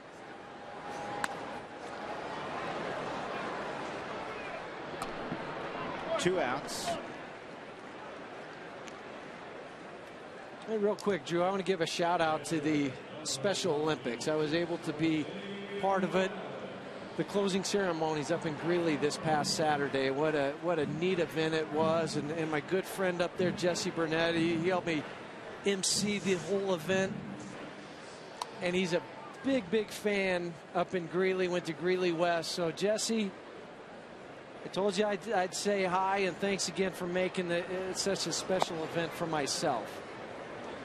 Well, I've been fortunate enough to be involved in the past this winter up in Copper Mountain, and it is such a wonderful group of not only young girls and boys, but young men and women, and sometimes some older men and women that stay involved in Special Olympics, and they have the collective heart of a champion. And all the volunteers. And all the volunteers and all the coaches. Morales swung and missed. They had to get the out at first. And the Colorado chapter in particular is one of the most active in the United States. So well done, Colorado Special Olympics. Well done to Jeff Houston for being involved this weekend. 4-0 Dodgers.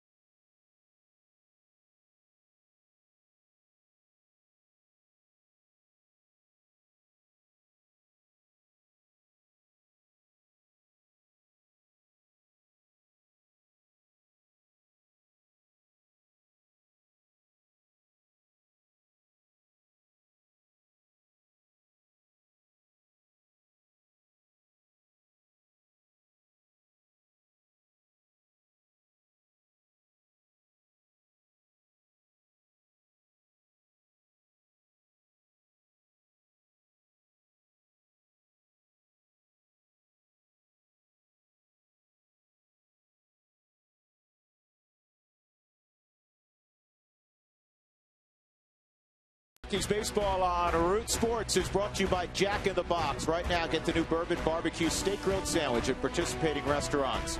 By the Courtyard by Marriott on the 16th Street Mall. Ask about our hometown sports package. And by Tri-State, providing affordable power while investing in innovation.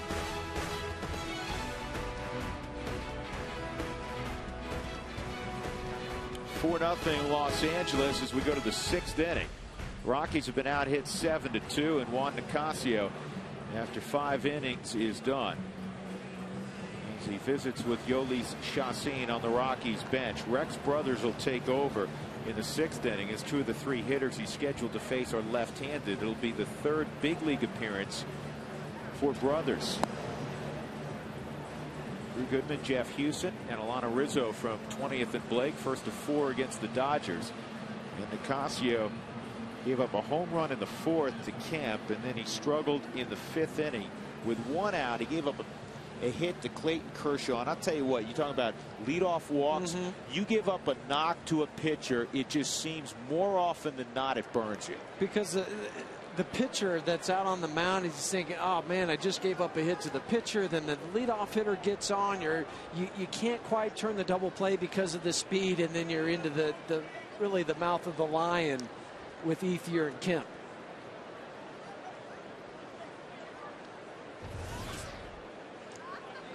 So here's James Loney, and he takes strike 1. And again, by comparison right now, Ethier's had a terrific year, and he bats third. He's batting .327 coming in. He's got an RBI single tonight. He's got 2 hits, in fact, tonight. And then Kemp, who's having an MVP type first half, hitting in the 4-hole. Now, overall, the Dodgers are still 5 games below 500, but they're getting great production out of their 3-4 spot. The Rockies are not, and they're 29-32 because their pitching has been terrific by and large. And you think back to that last road trip. The Rockies went 4-5 on that road trip, but the pitching performance, you could have easily gotten 7 wins, possibly 8, maybe even 9 wins with the way the pitching was. Yeah, the pitching was terrific. I mean, the one game they lost in San Diego, Ubaldo Jimenez was overpowering. He was the Ubaldo Jimenez of most of last year, and they scratched out a couple of runs against him. There's Aaron Cook.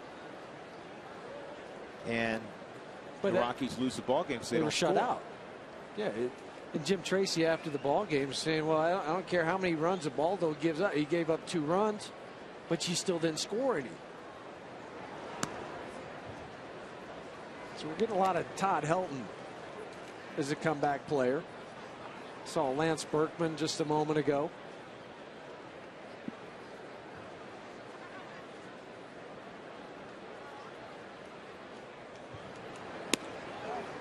Now, if Todd keeps this up over the next few weeks, he's going to be in the conversation for an all-star berth.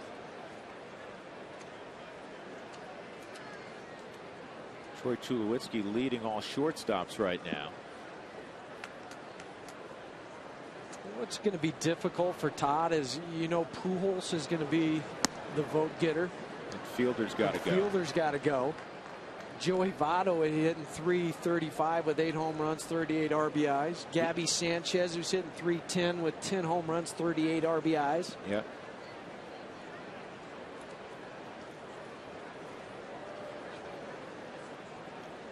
That's always a tough position to make it at.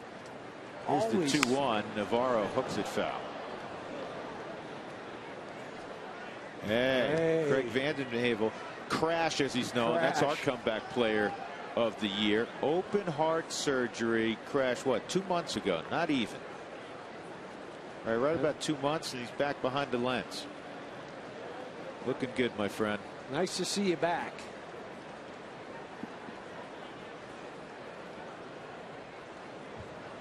Won't tell you why his nickname's Crash. He went. Navarro's gone. He's had some mishaps driving company Well, you vans don't around. get a name like Crash, Yeah. a nickname, without doing a few things awkwardly. Yeah.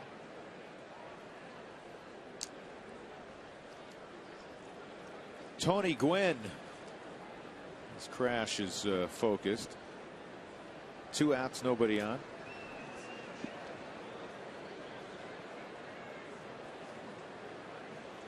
That's the first career strikeout for Brothers. Let's just double check. Navarro. He's a guy that's going to strike out a lot of folks. When you have a fastball that's 95, 98, 99 miles an hour and a hard slider. That's 97 right there. Tony Gwynn blows an enormous bubble, kind of nods and says, yeah, that's pretty quick. That was fast.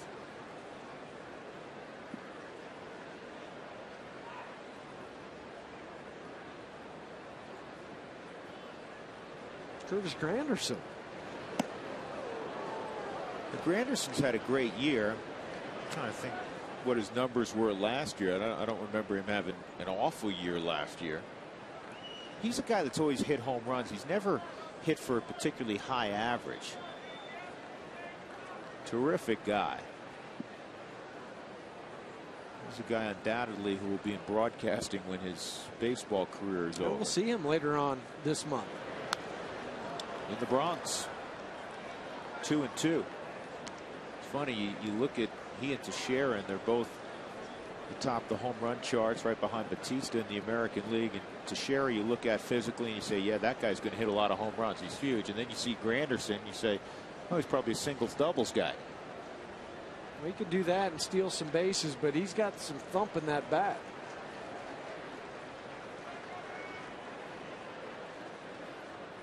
2-2. Fouled off. We have another comeback player of the year. Not me. There he is, Doug Marino. Dougie's had back surgery and missed only one homestand. And what were you doing? He was still working. Instant messaging us.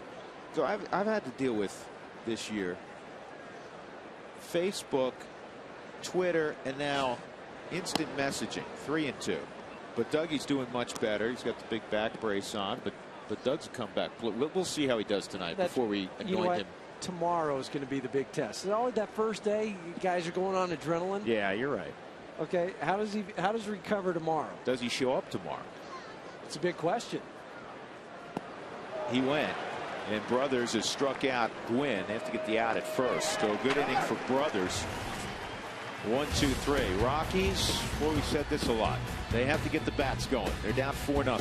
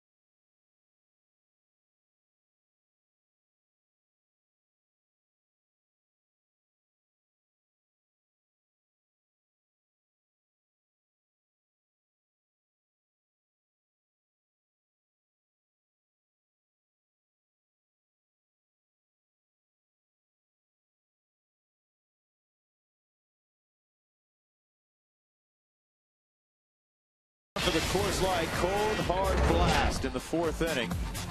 Matt Kemp in a scoreless ball game with his 18th home run of the year over the center field wall against Juan Nicasio. Coors Light cold hard blast. Dodgers would get 3 more in the 5th inning, and Nicasio was done after 5. Rex Brothers worked a scoreless top of the 6th. It's 9-1-2 for the Rockies in the bottom half of the 6th. Good look at Matt Kemp. Rockies have been out hit 7-2. Eric Young Jr. will pinch hit here in the 6th inning.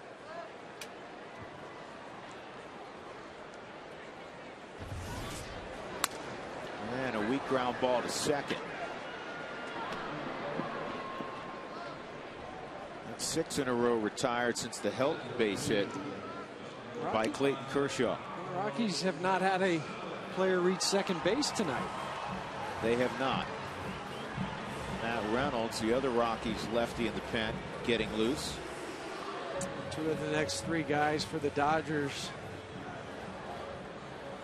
are left-handers. Clayton Kershaw, D. Gordon, Casey Blake. That's why Matt is up throwing.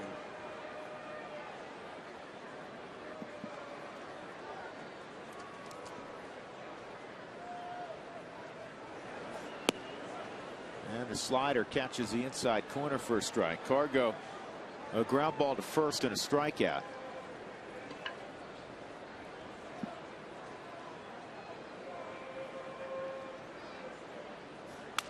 And that'll be a base hit to right center field.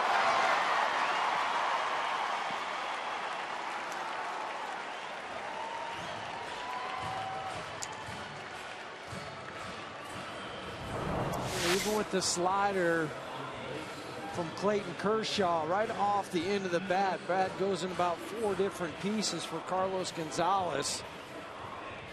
Right off the end, barrel goes out towards second base, hits it into center field.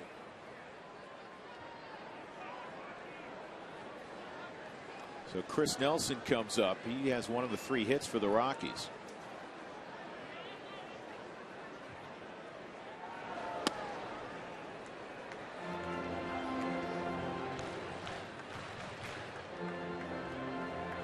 We talked about Clayton Kershaw earlier in the ball game. He's struggling with his command. He's really found that rhythm now. Yeah, the way the game started, Huey, you thought there may be a possibility of drawing a couple of walks against him. Rockies had a leadoff walk in the second from Wigginton.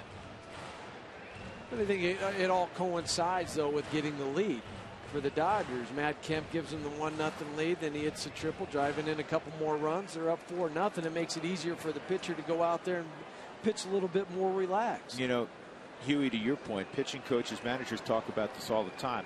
How stressful were the pitches thrown by your starter? I mean, if there's nobody on base, they're more low-stress pitches. If he's out of the stretch and dealing with a lot of traffic in a close ball game, those are high-stress pitches, and those, in a manager's mind, count more than the just 125 pitches with no stress, or is it 90 pitches with a lot of stress going on? Right, but Kershaw's at 74, 75. Right, and even right now, this one ricochets off of him, and everybody's going to be safe. So Nelson has his second hit. And until right now, even with a runner on with a 4-0 lead, it's not a stressful situation. Now, if you get one in the gap here, now all of a sudden you realize, hey, the Rockies are back in this ballgame. Well, especially with one out, if you're Clayton Kershaw, because you're thinking I'm only one pitch away from a double play getting out of this inning. But now with Chris Nelson hitting that ball off the leg of Kershaw, and this was going to be a base hit anyway. He tried to kick it to himself and redirected it where only Casey Blake could pick it up. But now with first and second, you have Todd Helton coming up. You have Troy Tulowitzki behind him. That stress level has gone up a little bit for Kershaw.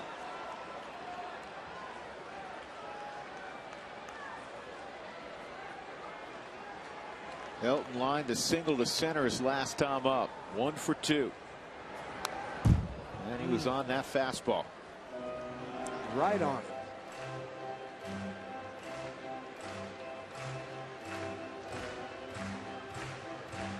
A couple young kids having fun playing the game. D. Gordon still talking to himself. Okay, where's the ball hit? What am I going to do?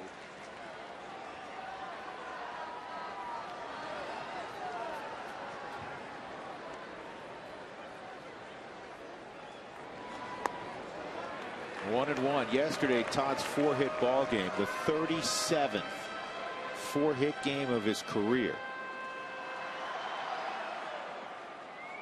It was his first game with 3 extra base hits since back in 2004.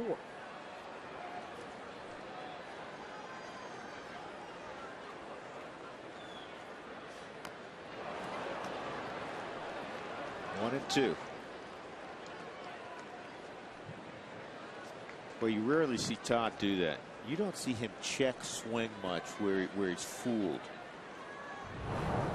Well, the hard slider from Kershaw just nicked it. And that's the pitch Todd said is very difficult to pick up with Kershaw. Well, it comes out of the hand looking just like a fastball. He has the same arm action, same release point. He said it forces you to wait that smidgen longer on the heater to make sure that it's not the slider. Yeah, and you're talking fractions of seconds trying to make that decision. We just saw the first curveball tonight from Clayton Kershaw, 76 miles an hour. So now he's throwing a 94-mile-an-hour fastball in this at bat to Todd, a hard slider, and a 76-mile-an-hour curveball. Down the left field line, but it's twisting foul.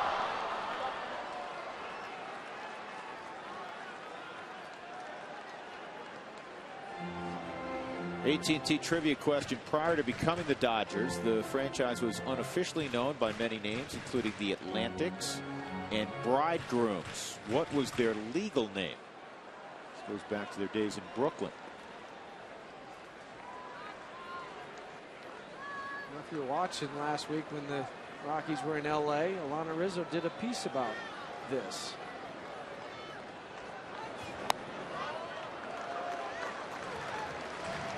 And now it's full.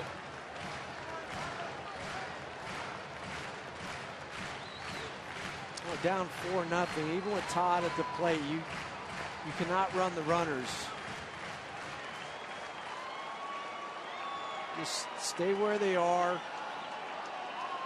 Let's see if Todd can drive at least Carlos in, if not Chris Nelson.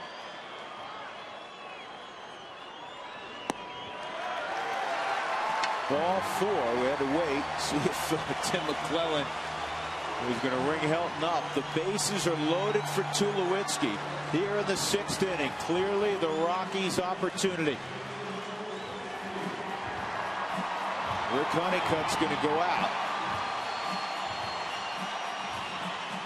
Tulowitzki, a fly ball to deep right, and he grounded into a 6-4-3 double play. A pretty good swing on that 6-4-3 double play. Hit it sharply. Time for our CenturyLink high-speed pitch. Kershaw is topped out at 95. Nicasio topped out at 97. 4-0 Los Angeles. 1 out and the bases full of Rockies here in the 6th. Leadoff single by Gonzalez. A single by Nelson, and now a walk to Helton. And the swings that Troy has had tonight, you talk about it, that ball that was hit to the shortstop. He also in the first inning hit that fly ball to right, but just missed that ball. Big area out in right center field. Matt Kemp's playing straight up. Ethier's over towards the line a little bit in right. Gwynn's playing straight up over in left field. Down the line, fair ball. 1 run is scored. Here comes Nelson. The trail runner's Helton. He'll stop at third. A 2-run double from Troy Tulowitzki, and the Rockies are right back in it. He's now 9 for his last 16 with runners in scoring position. As he gets healthy, the Rockies get healthy. Yeah, and the only question, was this ball going to hook at the end, or was it going to stay fair? There's a ball down and in to Troy, turns on it, and it was fair by about a foot. Nothing Casey Blake could do at third but watch it go by him. He gets into second. Todd is at third. 2 out there with 1 out for Wigginton. Ball 1. And we talked about low stress pitches and high stress pitches. These are now all high stress pitches. They're all up at 100% stress right now. Wigginton a walk and a strikeout. Just looking out at the Dodgers bullpen too, they do not have anybody even remotely getting loose. Kershaw nowhere near the zone on the first 2 offerings. Maybe they're talking about it now. They're still talking about it. Nobody's running to the phone. Yeah, but usually when a pitching coach goes out there, like Rick Honeycutt had to do, they will get somebody else at least tossing a little bit out in the bullpen. There he goes to the phone. 2-0. Wigginton breaks the bat. That's fair. It's bobbled by Loney. 1 run was going to score regardless. And it's a 4-3 ball game as Helton scores. Tulowitzki to third with 2 outs.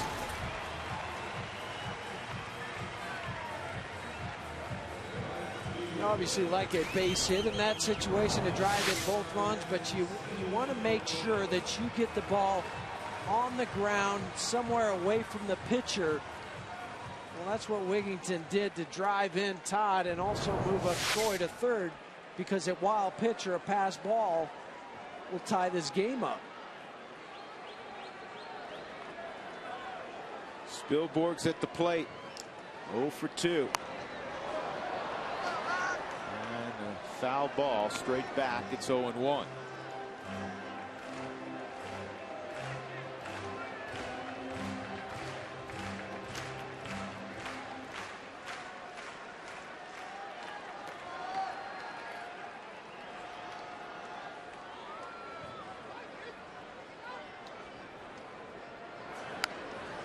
Boy, that was in on the knuckles.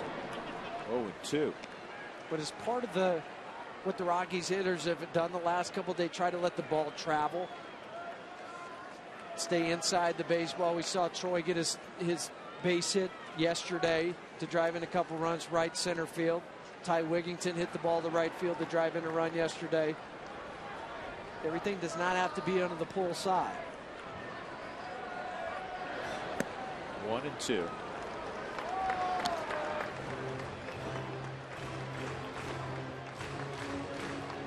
Hey, help send your favorite Rockies to this year's All-Star game. We talked about it already. It's in Phoenix. Vote today at ColoradoRockies.com. You can vote up to 25 times for your favorite Rockies players. Good eye by Spilborghs. Troy Tulowitzki doubled in 2. Coming into this ball game, he had 36 RBIs. Of those 36, 30 of them have come in victories. So the fact that he's got 2 now, generally speaking, a very good sign. Rockies trailing now by just a run. It's 4-3. 2-2 on Spilborghs. Strike 3. Very productive 6th inning. The Rockies loaded them up, and Tulowitzki brought in 2 of the double. Wigington brought in 1 more. 4-3 as we go to the 7th.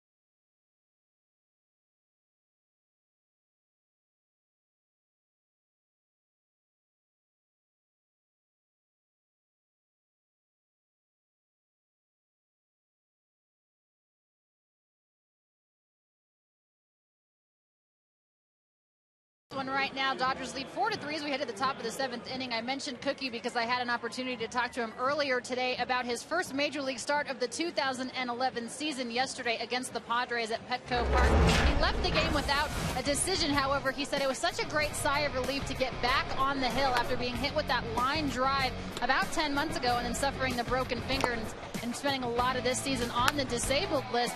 He said it was just nice to get the anxiousness and the nerves out of the way. He said it was by design, naturally, that I had to start at Petco Park. He's had a lot of success there, as a lot of pitchers do in San Diego. He said it was great to be back with his teammates, and now he can actually try to help and contribute to help this team win, guys. All right, Alana, Eric Young Jr. stays in the ballgame. He's in right field. We haven't seen him there before. Spilborghs comes out, so Jr. will bat 3rd next inning. It's already a cat and mouse game as Matt Reynolds is on the hill. Clayton Kershaw's hitting for himself. You know, the Rockies bench with Kershaw staying in the ball game. They have Elbert down there in the pen. The most notable guys you have are lefties, and there's another base hit for Kershaw. You have Giambi and Smith on the left side, and that's why Jim Tracy opted to keep Eric Young in the game. Flexibility. Yep. That's what allows Jim Tracy. With having Eric Young, you do this double switch. You put the pitcher, as you mentioned, in Ryan Spilborgh's spot, 6th in the lineup, for that flexibility for later on in the ball game. You can mix and match a little bit. If they want to bring in Elbert, you can see where you are in your lineup. Or if they bring in a right-hander, you could throw a Seth Smith, Jason Giambi at him. D. Gordon at the plate, trying to bunt his way on. Gordon's 1 for 3. Matt Lindstrom's up and tossing now. Gordon is the son of Flash Gordon, who pitched for 22 years in the big leagues. 809 games, 203 starts. He had 158 saves in his career, also won 138 ball games with an ERA below 4. He had a tremendous arm. Here's the 0-1. Here's the bunt, and oh man, bad decision by Morales to just eat the baseball. He just threw that away. Kershaw's going to come around and try to score, and he will. Just a bad decision by Jose Morales. Once that thing was staying fair, you're not going to get Gordon. And you just have to eat it. You have to understand who's running. You know D. Gordon has great speed. And that's why I say just let it go foul, just to hope that it would go. But once you let it go this long and keep chasing it, at this point you just say enough. There's nothing I can do. You have no angle to throw. Even if you throw it, and it's probably going to stay fair, but oh well, now you have first and second if you just pick it up and eat it, as you mentioned. But instead, they've scored a run. They've got a fast guy out at second base,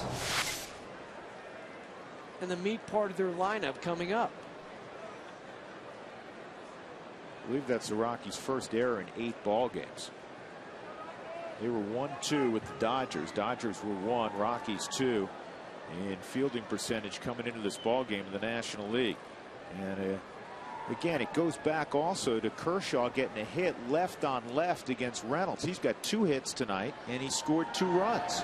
Well, he started it all in the 5th inning with the base hit with 1 out after he got Tony Gwynn out. He gets the base hit and scores a run, and it happens again here in the 7th inning. And now you're in the thick part of the lineup. Matt Reynolds has given up only 1 hit to a righty this year. Is going to have to fight and battle to keep that runner Gordon, who can fly, from scoring and making it a 3-run lead again for the Dodgers. Blake's a professional hitter. He'll try to move him to the right side. He got tied up there, 1-1. I asked Don Mattingly about D. Gordon and his speed, and he said no, he's not fast. He's like a hovercraft. His feet never really touch the ground. Athletic kid, can dunk a basketball. The story on him dunking a basketball we heard, Huey, was when he was 12 years old. He was 5'6 and a half, and he dunked for the first time. That's like Spud Webb. It really is. And that was his sport through his junior year of high school, and then he started playing baseball more seriously. And lo and behold, a couple years after that, he's a 4th-round pick of the Dodgers, and now at the age of 23, he's in the big leagues. The #1 prospect of LA the last 2 years. 3-1.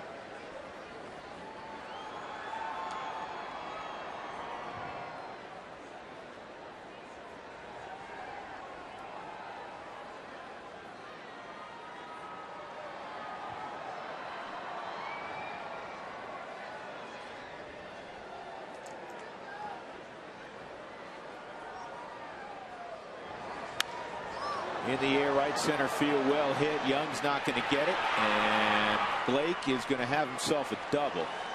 D. Gordon scores. It is 6-3 Los Angeles. And Matt Reynolds had been on a roll. He'd gone 8 innings without allowing a run. The league was hitting 138 against him over those 8 innings, 4 for 29, but he's been touched for a couple here. We also had 10 strikeouts during that time, but you had mentioned in Casey Blake's at bat what a professional hitter he is, and he showed you why on that swing. Runner at second base looking to drive the ball to the opposite gap. He did. Yeah. And it's just, this is so demoralizing for the ball club, because you fought and you clawed and you scored 3 runs, you're down by a run, and then they come out and score 2 at the minimum right now to take that 3-run lead. Yeah, you got Ethier up and nobody out. I mean, the Rockies had taken momentum back. They had, but now Kershaw's might have his second win, because he's thinking, oh, I gave up 3. I'm only up by 1. My bullpen has been struggling, but now he's got the 3-run lead again. And again, this has been a two-man offense all year. Ethier and Kemp and little else. But they have 6 runs now up on the board.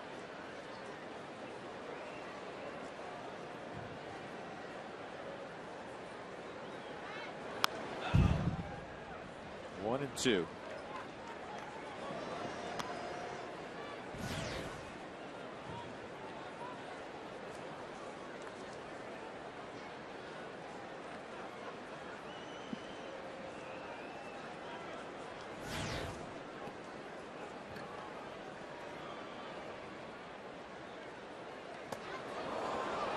That's a wild pitch. Morales finds the baseball. It popped up straight in the air.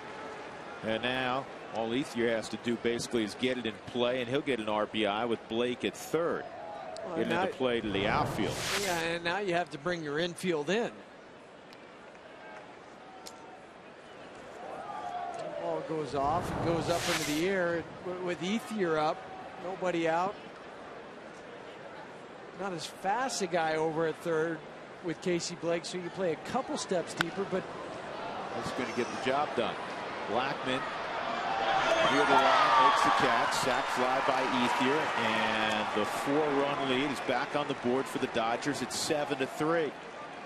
Second RBI of the night for Ethier.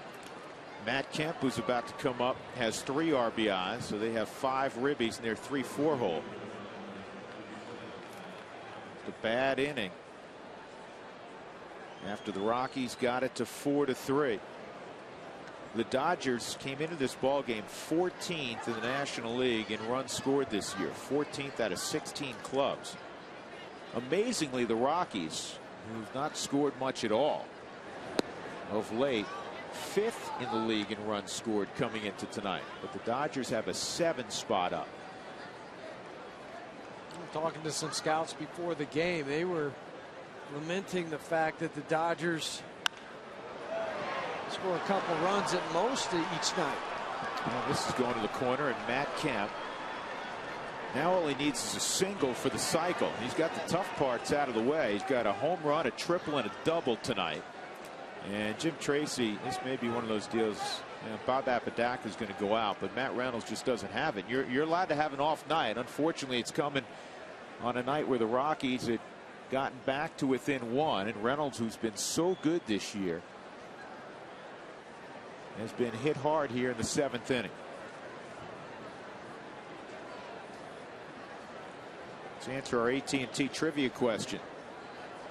Prior to becoming the Dodgers, the franchise unofficially way back was known by many names, including the Atlantics, the Bridegrooms, but their legal name was the Brooklyn Baseball Club.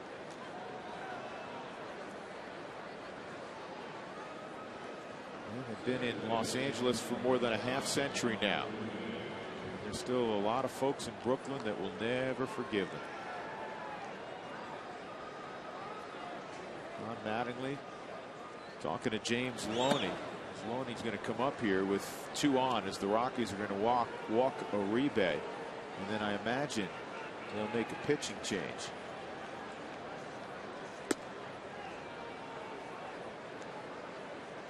Well, Lindstrom's been up and throwing. He's ready to go. You're right, Drew. A lot of times when they do this, they want the guy that's been in the ball game to make the intentional walk. You don't want to bring a reliever in to do the intentional walk, because that's not the first thing you want to have in his mind.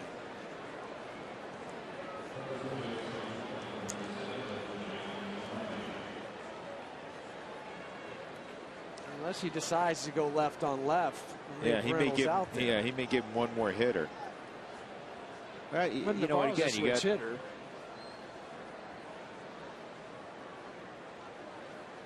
Again, it's a very difficult situation for Jim Tracy, because he's got so many things going through his mind right now. You got the left on left situation. He also has Matt Reynolds at 21 pitches. Now 4 of them are because of the intentional walk, but you don't want to lose Matt Reynolds for tomorrow. So you're thinking that 25 pitch limit is kind of the the limit the managers look at is, can I bring him back tomorrow if he throws that many? So you subtract those 4, he's at 17.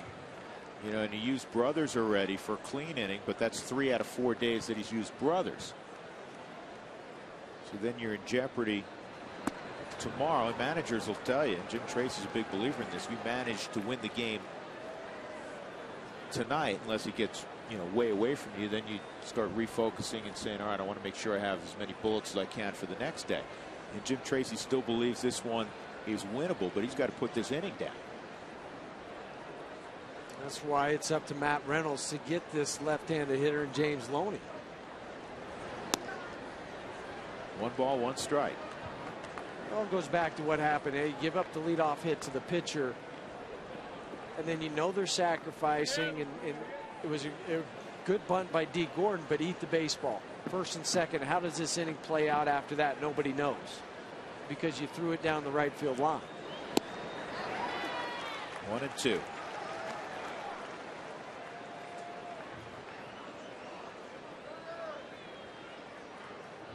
With Blake and Kemp getting hits against Matt Reynolds, just the second and third right-handed batters to get hits this year against Reynolds. 1-2. 2-2.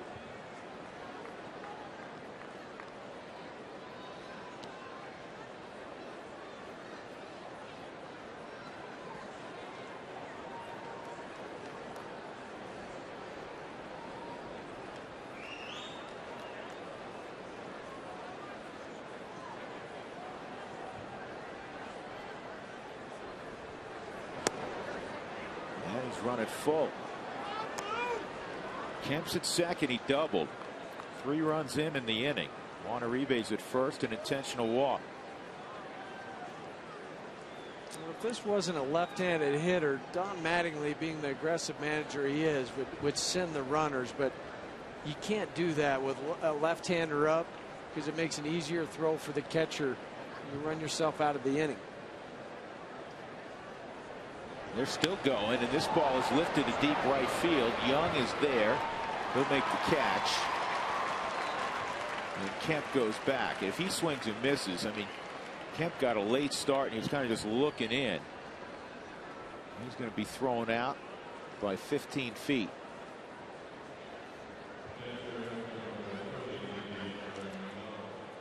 Two outs.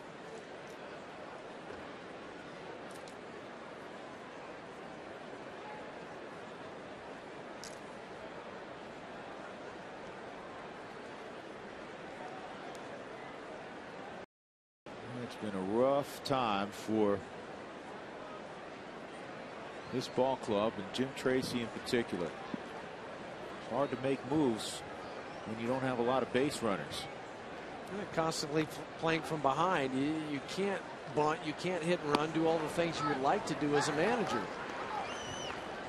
And then there's been very little symmetry, as I like to call it, when, you know, when the Rockies have swung the bats on those seemingly rare occasions have they pitched, and they've done a whole lot of pitching, great pitching this year, and they haven't gotten much offense. They're trying to play the game with one hand tied behind your back.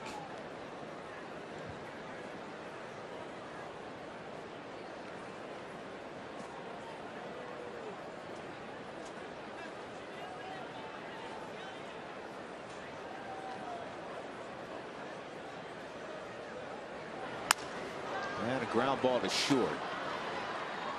Tulo will go the long way. In the inning, 3 runs for the Dodgers. And they have a 7-3 advantage, stretch time at Coors Field.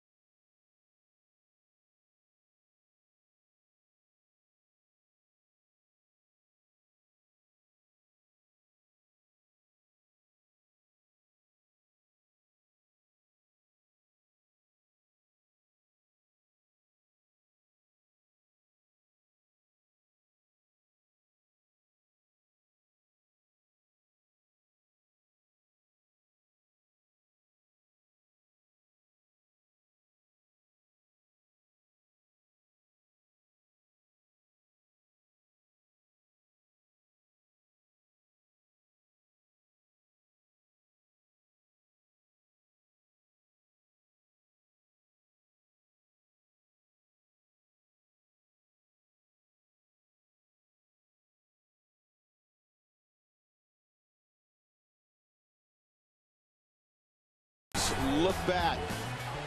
Brought to you by Cooney Lexus, where luxury has an address. Matt Kemp's had a huge ball game, a home run to make it 1-0 early on. And then he went down on a pitch ankle high against Juan Nicasio and tripled in 2 more. And he's added a double as well. The Rockies' runs primarily came on this Tulowitzki bases loaded double in the 6th inning. Wigginton would add an RBI ground out right here.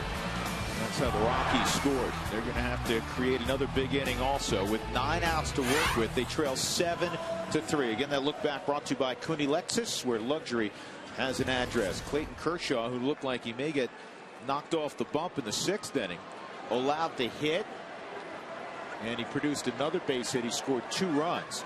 And he's still out there now for Don Mattingly in the bottom of the 7th inning. Charlie Blackmon, Jose Morales, and Eric Young Jr.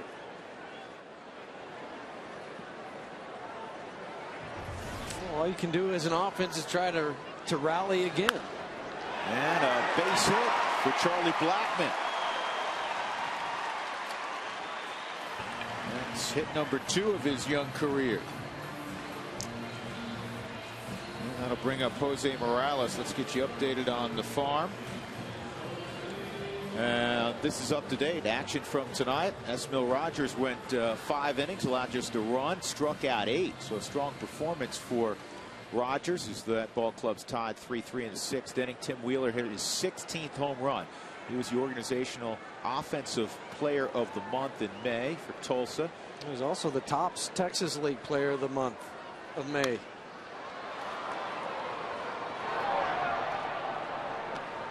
Another good-looking prospect for the Rockies. And Asheville in 10 innings for Joe Michaluk won 5-4. Rafael Ortega was 2 for 5. 16 bombs now for Mr. Wheeler. Yeah, we're gonna have to add another page to our minor league report here in about a week and a half. The short season teams get Casper. going. That's a base hit up the middle. Morales. And the Rockies trying to counter punch again. Back-to-back singles against Kershaw to open the 7th inning, and Eric Young Jr. will come up with Carlos Gonzalez preparing his bat on deck. Well, now even with the guys at first and second down by 4 runs, the bunt's still in play for Eric Young. Right back up the middle for Jose Morales, and that's what you want to do after you've made an error last half inning. See, I think the bunt's a really good play here. You say, wait a second, why? If he gets thrown out at first, the Rockies are down by 4 runs. He puts so much pressure on a defense because of his speed. Well, you have good speed out at second base, so if you drop a bunt down the third baseline, Clayton Kershaw has to make a long throw to first, and it puts a lot of pressure on Casey Blake. 2-0.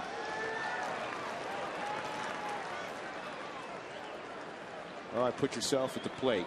Take a strike. Take. I have to. Because the last thing you want to do is swing that you're so geared up to hit or drive in some runs. You're down by 4. You want to be the hero that you chase a little bit on a ball that's just off the plate, and you get yourself out.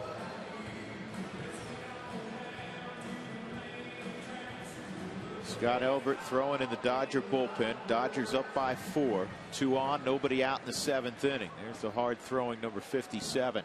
33rd annual Boulder race is in the books, but you get to see the highlights of it. All of the pageantry. Check it out Saturday afternoon at 4. You'll see highlights from the professional races as well. One of the largest citizens races in the United States.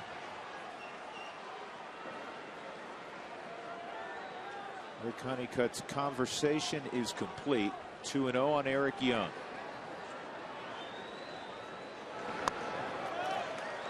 Three 3-0.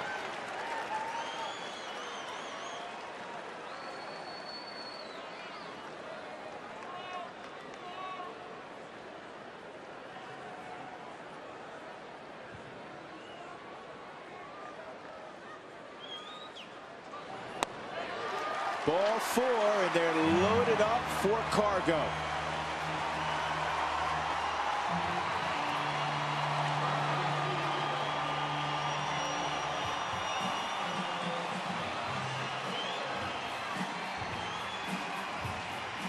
The only question is, will it be Kershaw or will it be Elbert? Well, it's going to be Elbert now, because Casey Blake had just went to talk to Clayton Kershaw. It wasn't the catcher this time, just buying a few extra throws.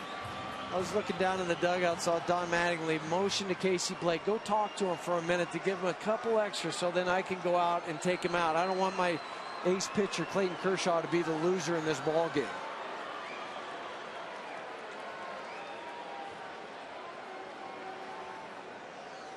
So the Hoosier now making his home in Southern California. Don Mattingly will go out. He'll take the baseball from Kershaw, and he'll hand it to Scott Elbert when we come back.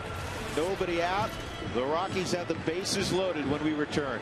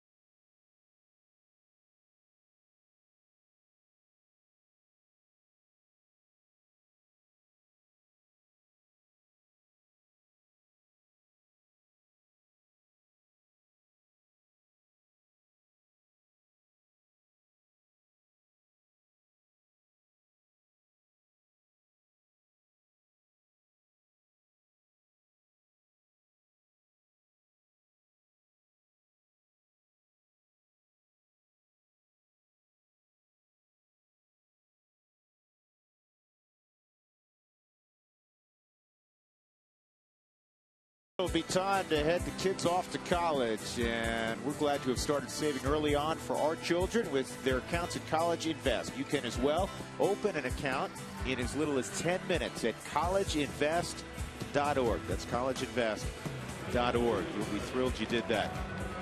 Rockies have the bases loaded, trailing 7-3. Blackman singled.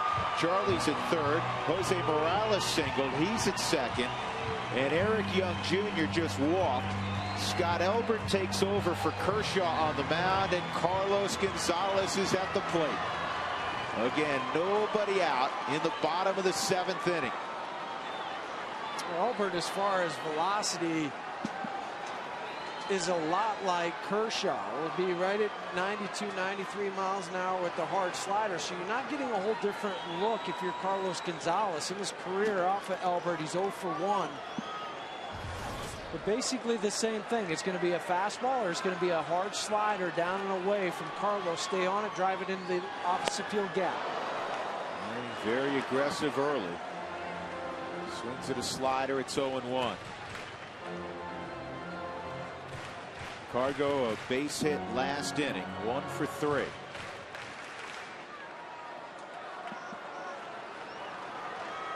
He had a solid May. He's been struggling here in June. Great time to break out.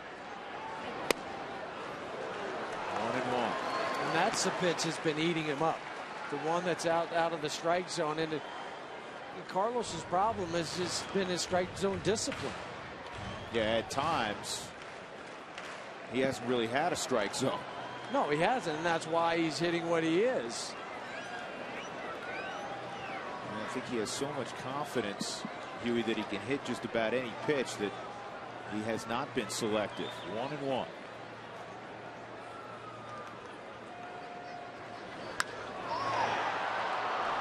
Two line foul. But that was the right approach. How many times have we seen Carlos in the past 3 or 4 weeks foul a ball off hard the opposite way? Very few. That's in that slider count. He started the year 1 for 21 against lefties. He's been much better since then. 14 for 54. Did a good job just getting a piece there. Outfield extremely deep. You have good speed everywhere because Morales, who's at second base, he knows he's a catcher. Jose runs pretty well. And of course, Eric Young can fly at first base. Blackman's at third. He runs well. Good arm out in center field with Kemp. Ripped in the hole, a base hit. One run is scored. Stopping at third is Morales, only because that ball was hit so hard. So Carlos Gonzalez comes through. Base is still loaded. It is 7-4. Let's take you back to see how this whole at bat unfolded for Carlos Gonzalez. First pitch was a slider that Carlos swung at for a strike. Took the next one for a ball. He decided to change and go with the fastball. He fouls it off down the left field line. Another slider, 88 miles an hour. Now he's on it. He's figured out the speed. Slider away from him at 89. Gets the base hit. It hit so hard that everybody really had to freeze. Jose Morales froze at second base to make sure that wasn't caught. He just advanced to third, but you still have the bases loaded. Chris Nelson at the plate. He takes a strike. This is where the Rockies, we talked to Billy Schmidt earlier in the third inning about the draft class 2011. High concentration in position players on athletes. Guys that aren't just baseball players but can run, good feet. This is where it pays off. Nelson, a tough guy to double because he's an athlete. He fouls it back. And you look at Charlie Blackman. He fits that mold. Eric Young Jr. out at second base. He fits Carlos Gonzalez at first base. An athlete, Troy Tulowitzki. I mean, guys that not necessarily all blazers, but they all have better than average speed.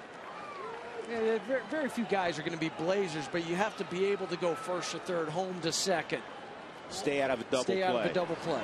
Good job by Nelson, keeping the at bat alive.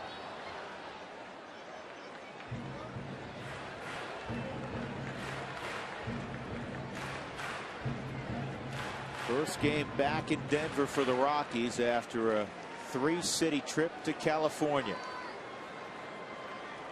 It's a 10-game homestand, 7-4 LA. Swung on and missed. So Elbert strikes out Nelson. One out. And now Helton will come up.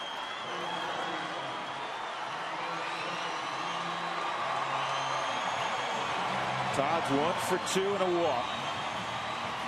And he's 2 for 4 in his career off of Scott Elbert. Scott, and obviously Todd is one of the most accomplished hitters in the game, and he knows he's got to keep this off the ground because he's the one guy who could hit into a double play. But he also knows he's been in this situation so many times that the pressure is on the pitcher, not on him. And he'll look for a ball that he can hit into the outfield, at least drive in 1 run. 1-1.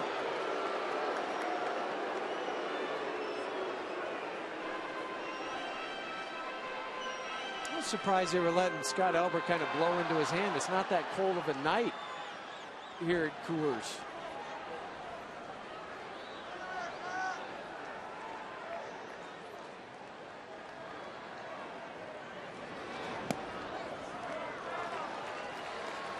Two and one.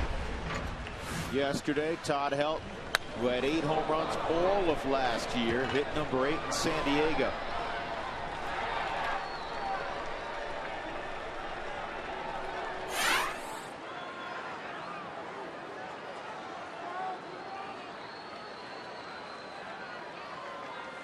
Two one. 3-1 with Tulowitzki on deck.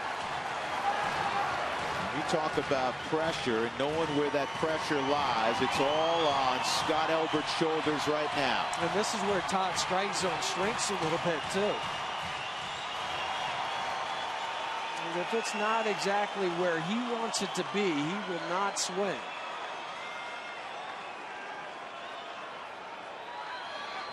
Inside, ball Elbert has walked in a run. Again, Tim McClellan, who's not very demonstrative. Todd standing at the plate still. Almost 10 seconds later, just double checking. You did call that a ball.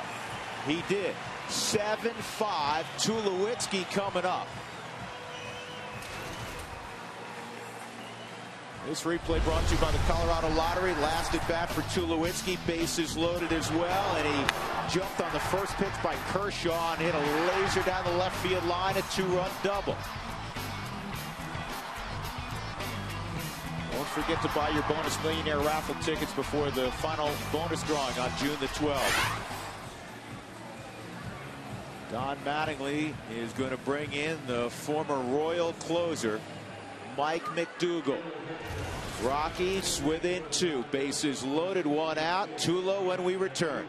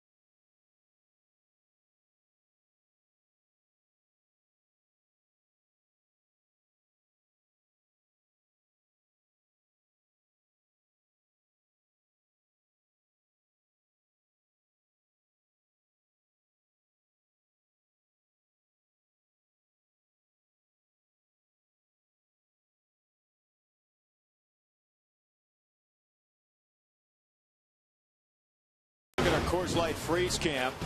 Carlos Gonzalez has 2 hits tonight. This was his first hit off the end of the bat, but he's able to keep that bat in the strike zone for a long time. The bat blows up. We've seen this a lot with Carlos. That was a line drive to right center field. Coors Light freeze cam. Carlos didn't break his bat as last time. He hit a laser to right to drive in a run. Here is Mike McDougall. And McDougall, you know what you get. Everything hard. I mean, he still will touch 98. And he throws a very hard slider. That's it. The fastball about 80% of the time. The other 20 is going to be that slider. Was an all-star back in 03 with the Kansas City Royals. Had 27 saves that year. Career high for him. He's allowed just 6 hits this year with runners in scoring position in 34 at-bats. A 176 average against. But he inherits a bases-loaded situation. And all-star Troy Tulowitzki at the plate. 7-5 LA. And then he went slider instead of heater. Tulowitzki took it for a strike. Well, he knew what Troy did last time up with the first pitch fastball from Clayton Kershaw doubled.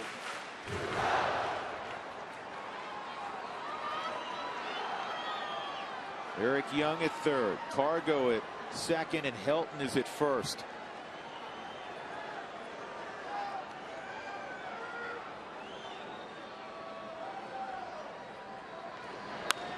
It is a flare to right. It's going to drop. Cargo's going to come home. We have a tie game. Helton will go first to third. Tulowitzki coming through again. 7 up at 20th and Blake in the 7th. And now 40 RBIs on the season for Troy Tulowitzki. 3 RBIs yesterday for Tulowitzki. He's got 4 tonight, and his evening is not done. And for the first time in a while, we've got tacos. First, a fastball that was in. Troy pulled the hands in, hit it right off the label. With the right approach, he's trying to put the ball in play, not overpowered, dumped it into right field, drove in 2 runs. Oh, yeah, we have some happy fans. And how huge was it that Helton went first to third? Now Wigginton with 1 out can score him with a fly ball. It's in tight, ball 1 on tie. Last time that it was tacos around here was back on May 28th, the game against St. Louis, when the Rockies won 15-4.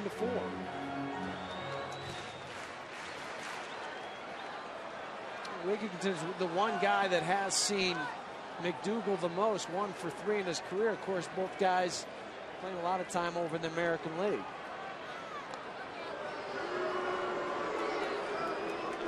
Rockies were down 4-0 when they came to bat in the bottom of the 6th. They scored 3. Tulowitzki drove in 2 of them with a bases loaded double. They were down by 4 at the start of this half inning, and they have caught the Dodgers. There's still just 1 out.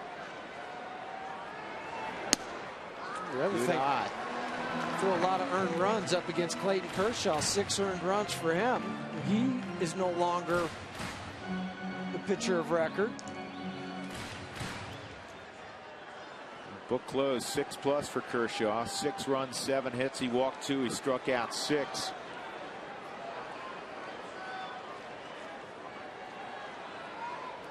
Here's the 2-0. And Wigginton fouls it back in our direction. Yes, it made it up here. Did it land in the booth finally? It did to the left of Sam Herniason, our cameraman. Sam, you're supposed to reach down and catch that. Look, see, we've got a little the black from the bat on there. Yeah.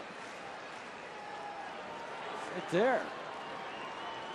Nice souvenir. You can play catch with it tomorrow. There you go. That's the first one, I think, in a couple of years.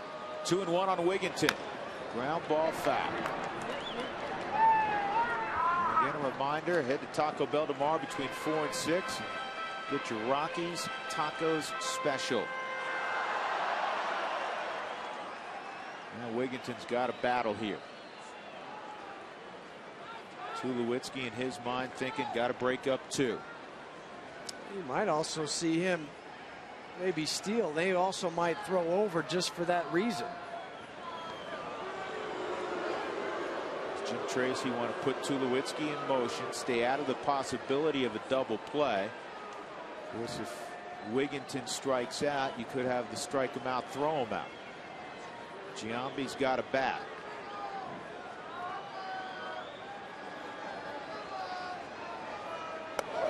Three and 2. Seth Smith is in the on-deck circle. All the lefties are cleared out, so he'll hit for Spilborghs. Only one lefty in the pen, Elbert. Well, and that's why Jim Tracy did the double switch earlier, left Eric Young Jr. in the ball game to have those options later on, knowing that they only had one left-hander out there. Yeah, we alluded to that. It was a shrewd move. A little time here because the Dodgers are trying to decide how they're going to play their infield. Well, they had to shorten them up just a little bit in the middle in case it was be going here. Yeah, and in case it was a chopper that they might have to come and try to get Todd at the plate. That hit Wigginton with ball 4 either way. And now they're loaded up again. And Smith's being called back. Tracy's going to play the Giambi card right here.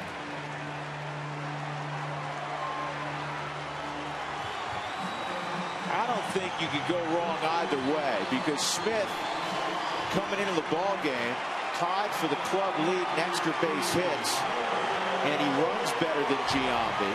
But of course, Giambi is paid to do this, hit late ball games with runners on base. And that's why you have him on your ball club. And we've seen Jim do this a lot lately, where he'll bring Giambi in the 7th inning to play that card right now and not wait for it later on. And Jason, in his career against McDougal, 1 for 3.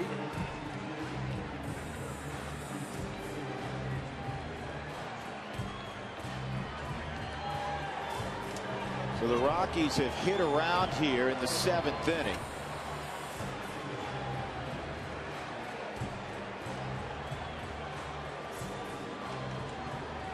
Tulowitzki, a 4 RBI night. The Dodgers are just going over how they're going to pitch to Giambi again. How are they going to play the infield? What are they going to do? Are they going to play in on the corners at first and third, back up the middle? Are they going to put the shift on? We see the shortstop on the other side of the bag. We've seen that before with Jason.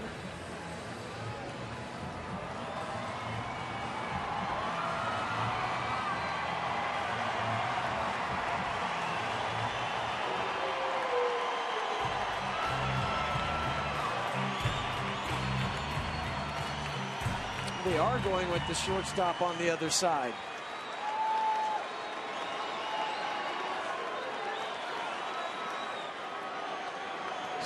Seven ball game with 1 out. Down low to Giambi. You mentioned it very early in the evening when it looked like Kershaw was having some control issues. He straightened those out very quickly and actually threw the ball well. He said if you can get into that Dodger pen, it's a real good thing. You wouldn't say that with the Padres. No, that's the last place you want to go with the Padres or maybe even the San Francisco Giants. But with as many closers as the Dodgers have run through, Jonathan Broxton's out, Hung-Chi Kuo, he's gone. All those guys, they're not the same. 2-0, it's 3-0. And nowhere to put Giambi.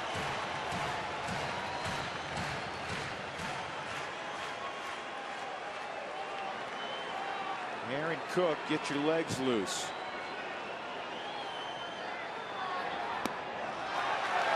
Three and one.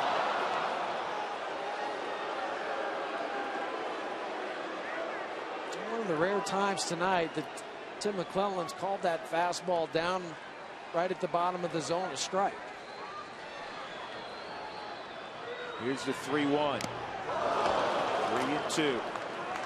Charlie Blackmon on deck. He got the whole thing started with a sharp single between first and second. And you're wondering how is he going to handle Clayton Kershaw? Well, he comes through in the clutch late in the game with the base hit to start this whole inning off. He had 3 pretty good at-bats against him. Here's the 3-2 pitch.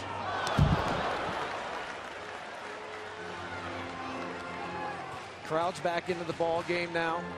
Moving and on with each swing. Just a half inning ago, they were kind of sitting down after what the Dodgers did. Yeah, in the ultra mode, the foul ball. It's a great situation for Giambi. You can't imagine him throwing the slider with the bases loaded. I'd be shocked. He did. Now it's a heater. It missed. And the Rockies have taken the lead on another bases loaded walk. It is 8-7 on the 1,302nd walk of Giambi's career. And Aaron Cook jogs over to first base. He'll run for the big man. Bases still loaded. There's still 1 out. And Blackmon is up again here in the 7th. 8-7 Rockies. And Don Mattingly. You don't need any words. You don't need a caption underneath that expression.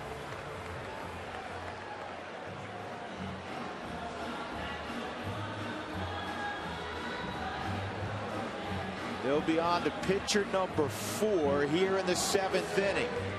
And the first 3 have gotten just 1 out.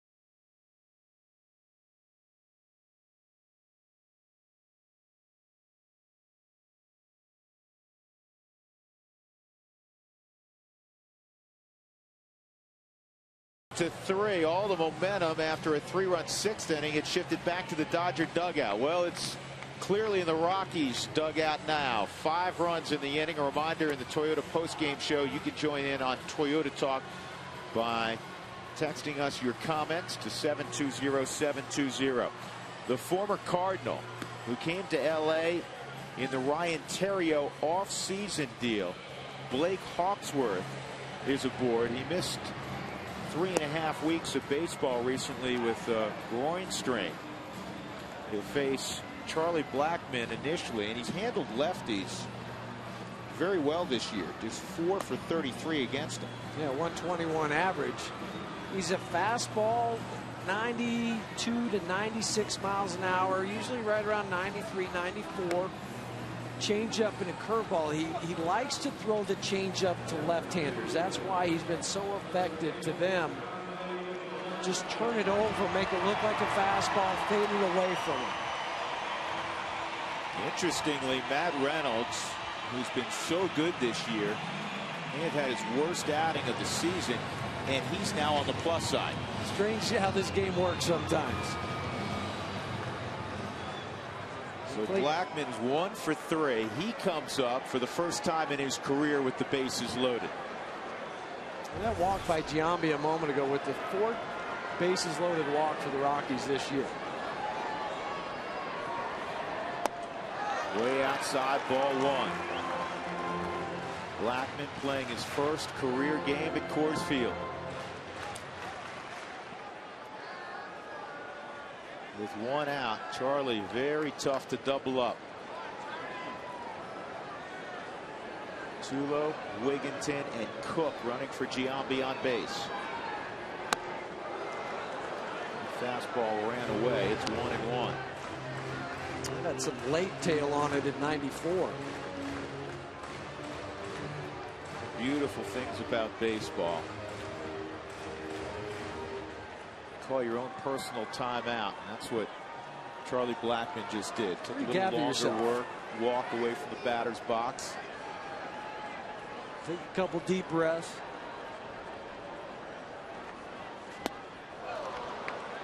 One and two. He dialed up 96 there. Charlie was tardy on that fastball.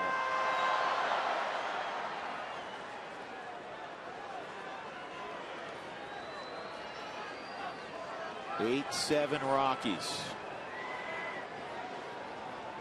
Bottom of the 7th.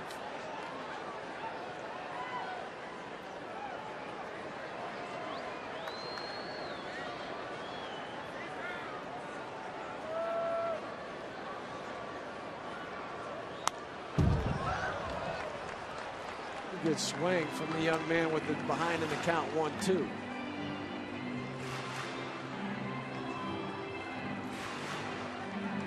This is the pitch that Hawksworth usually likes to throw a changeup. And that's why in this count in particular, if you're Troy Tulowitzki, you're reading the angle of that baseball out of the hand, and if it kicks away at all from Deoner Navarro, you take a shot. Well, and the other thing too is Casey Blake is playing off the bag at third base, so you can get off as far as he is over there and get a walking lead, so your momentum is going towards home. 1-2. This one's popped up behind third base. Blake in foul ground makes the catch. And there are 2 outs. It'll bring up Jose Morales.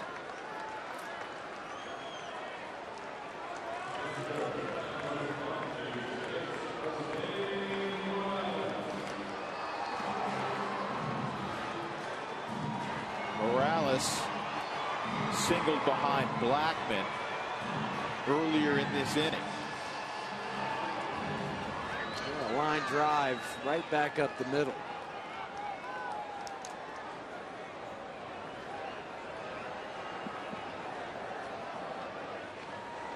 In that crouch is Jose. He likes the ball down. He's got to lay off the high fastball from Hawksworth.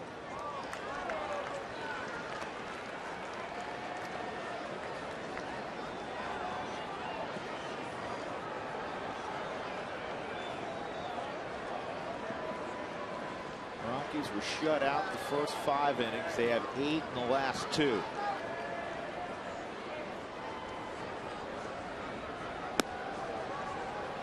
One and one.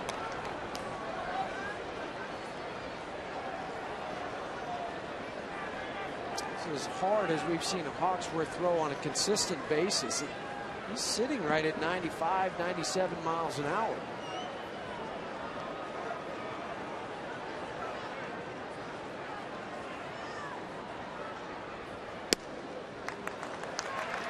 Two and one. Well, this is where you get started early, don't you, Huey? Yep. You know you're getting you're sitting dead red. The fastball.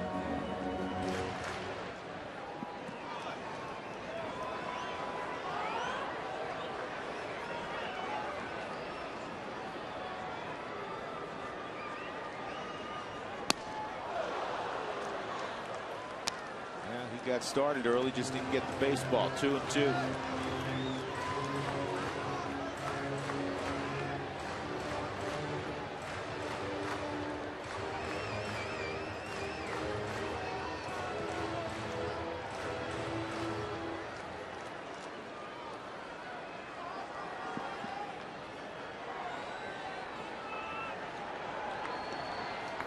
going to see another fastball.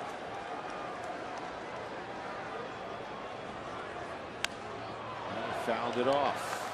Another one at 97.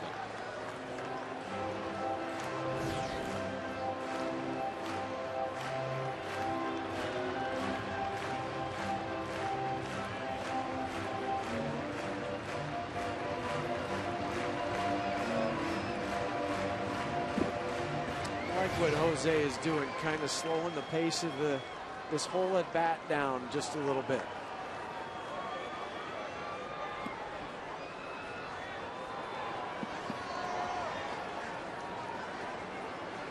Two outs, bases loaded, 8-7 Colorado. Morales against Hawksworth. Three and two. The Rockies have already been gifted 2 runs in the inning on bases loaded walks. There's nothing wrong with taking the 3rd one. Nothing in the rule books against that. Not the last time I checked. No, you just have to make sure he delivers home. Troy's got to stay wide over at 3rd base.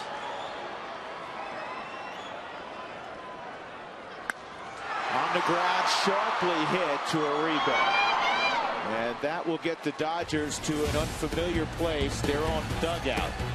Rockies get 5. They have an 8-7 lead.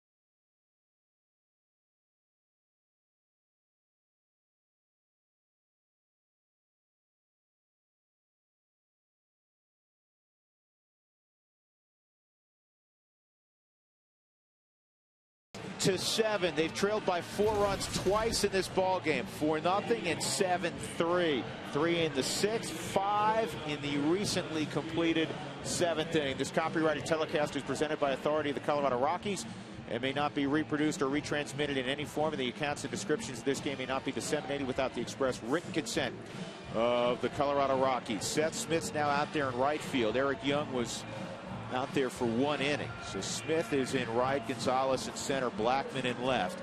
And the Rockies turn it over to their 8th inning man on the plus side, Rafael Betancourt. And he will face 8, 9, and 1 in the Dodger lineup.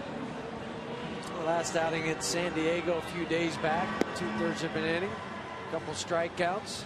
There's 14 holds on the season for Rafael Betancourt. So Smith will lead off next inning.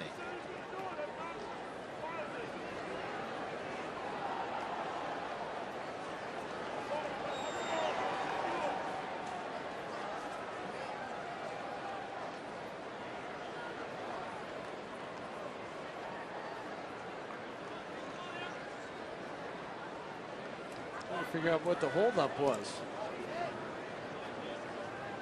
I think McClellan was talking to the Dodgers for a moment. He was telling them what was happening with the Rockies lineup.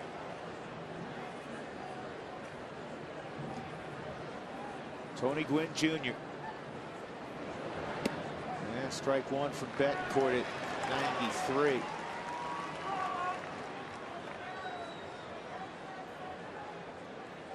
See the numbers on Rafi. Lately he's gotten back to being able to locate that fastball. Seeing a few more off-speed pitches from Betancourt. That just missed. 1-1. Out of town scoreboards brought to you by Verizon. 4G LTE. Rule the air on the most advanced 4G network in the world. Yankees in the 4th inning. I think they had a long rain delay there. We've had trouble with Boston this year, big time. Well, managerial change did not help Oakland tonight. Yeah, Bobby Guerin was fired. Bob Melvin, the former Arizona manager, is taken over there. Diamondbacks cool off the Pirates, who had reached 500. Cubs and Phils are in extra innings. Boy, at Florida, that's 8 in a row for Florida. Man, they fired their hitting coach. Hired Eduardo Perez.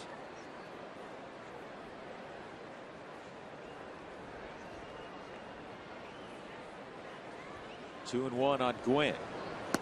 That's in there, 2-2.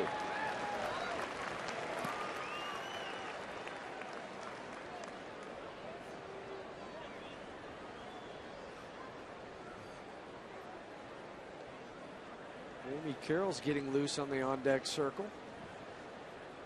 Hitting the pitcher spot for the Dodgers.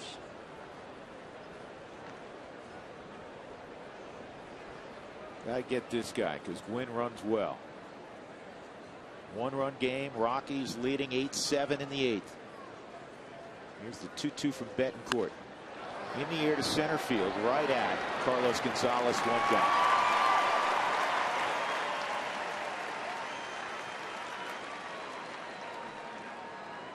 So Jamie Carroll, who's swinging the bat very well, will come up. With 1 out, he'll pinch hit for Hawksworth. Jamie hitting .421 on the road trip for LA.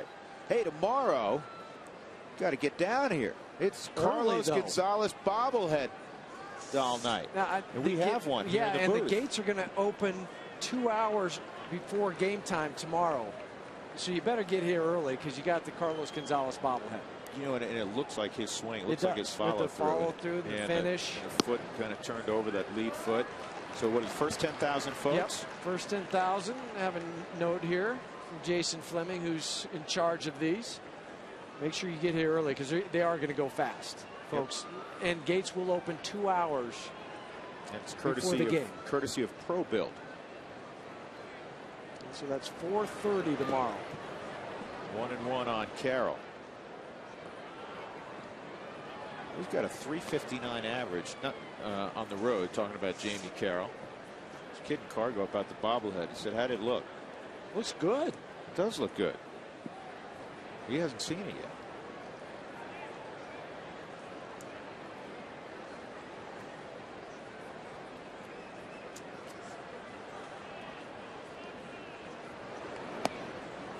Two and one.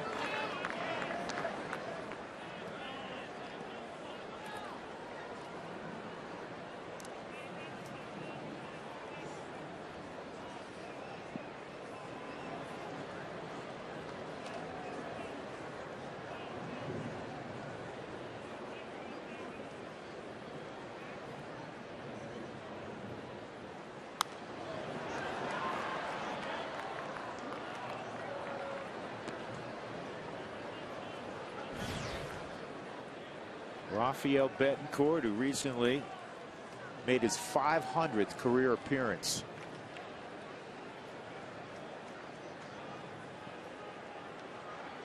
Not bad for a guy that was originally a shortstop in the Red Sox organization.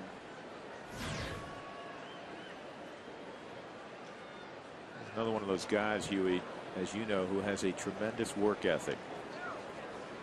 He's a real leader in that bullpen. Down the line foul. Always out here early, stretching his arm, doing his running, long toss, preparation.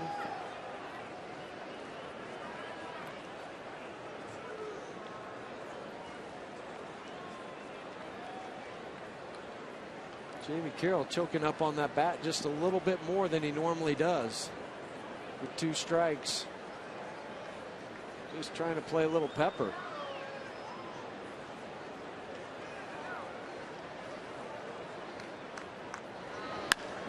Center field. 2 outs. That'll bring up D. Gordon. Did you know we've added almost 5,000 Facebook fans and Twitter followers since we launched Root Sports on April 1st? Are you following? Do you follow us? You. I follow you. You do, don't you? you? Yeah, I do. That's special. You're the one. Well, so does my son Kyle. He follows you too. Where's Kyle supposed to come up here tonight? Help keep up the trend by following Root Sports. Myself, Tom, and Alana all season long. For more information, find us at RockyMountain.rootsports.com. D. Gordon's at the plate with 2 outs. Gordon, a couple of singles in the ball game. A bunt single his last time up. He has scored a run.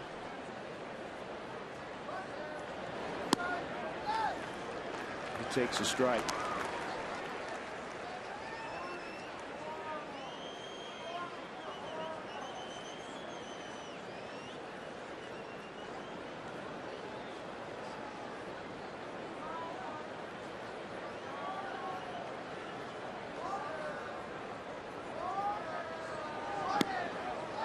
Another one. Gordon out of the Orlando area.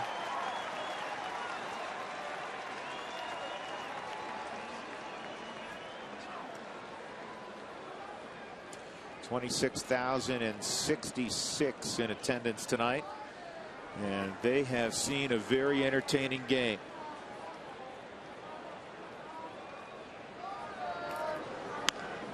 And this is punched to Tulowitzki. He'll grab it. A 1-2-3 8th inning from Rafael Betancourt. We'll go to the bottom of the 8th. The Rockies will look to add on. 8-7 they lead.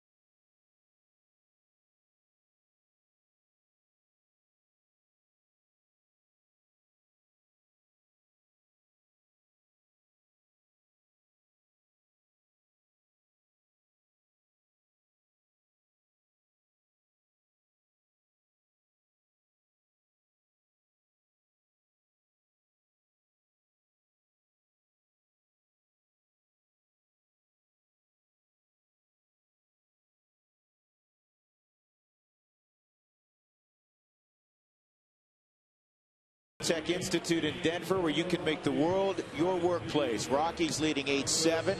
Kershaw was very tough to handle, and the Rockies got after him in the 6th, and quite honestly, he got painted up in the 7th inning. Nicasio went 5 innings. He gives up 4 runs. Matt Kemp has been terrific. So has Troy Tulowitzki. He has driven in 4. Carlos Gonzalez, a couple of hits, an RBI. He scored a couple of runs. And now the Rockies look to add on here in the bottom of the 8th inning. Jamie Carroll has stayed in the ball game. D. Gordon has stepped out. So Jamie is at shortstop. Oh, the young rookie. Josh Lindblom is now in the ball game. Made his major league debut back on June 1st against the Rockies. Called up from Double-A, one of 3 rookie relievers they have out in their bullpen for the Dodgers. He entered this season ranked as the Dodgers' number 16th prospect in their organization.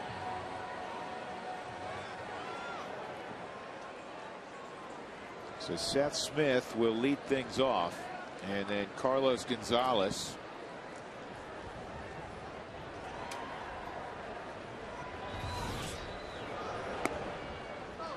Strike 1.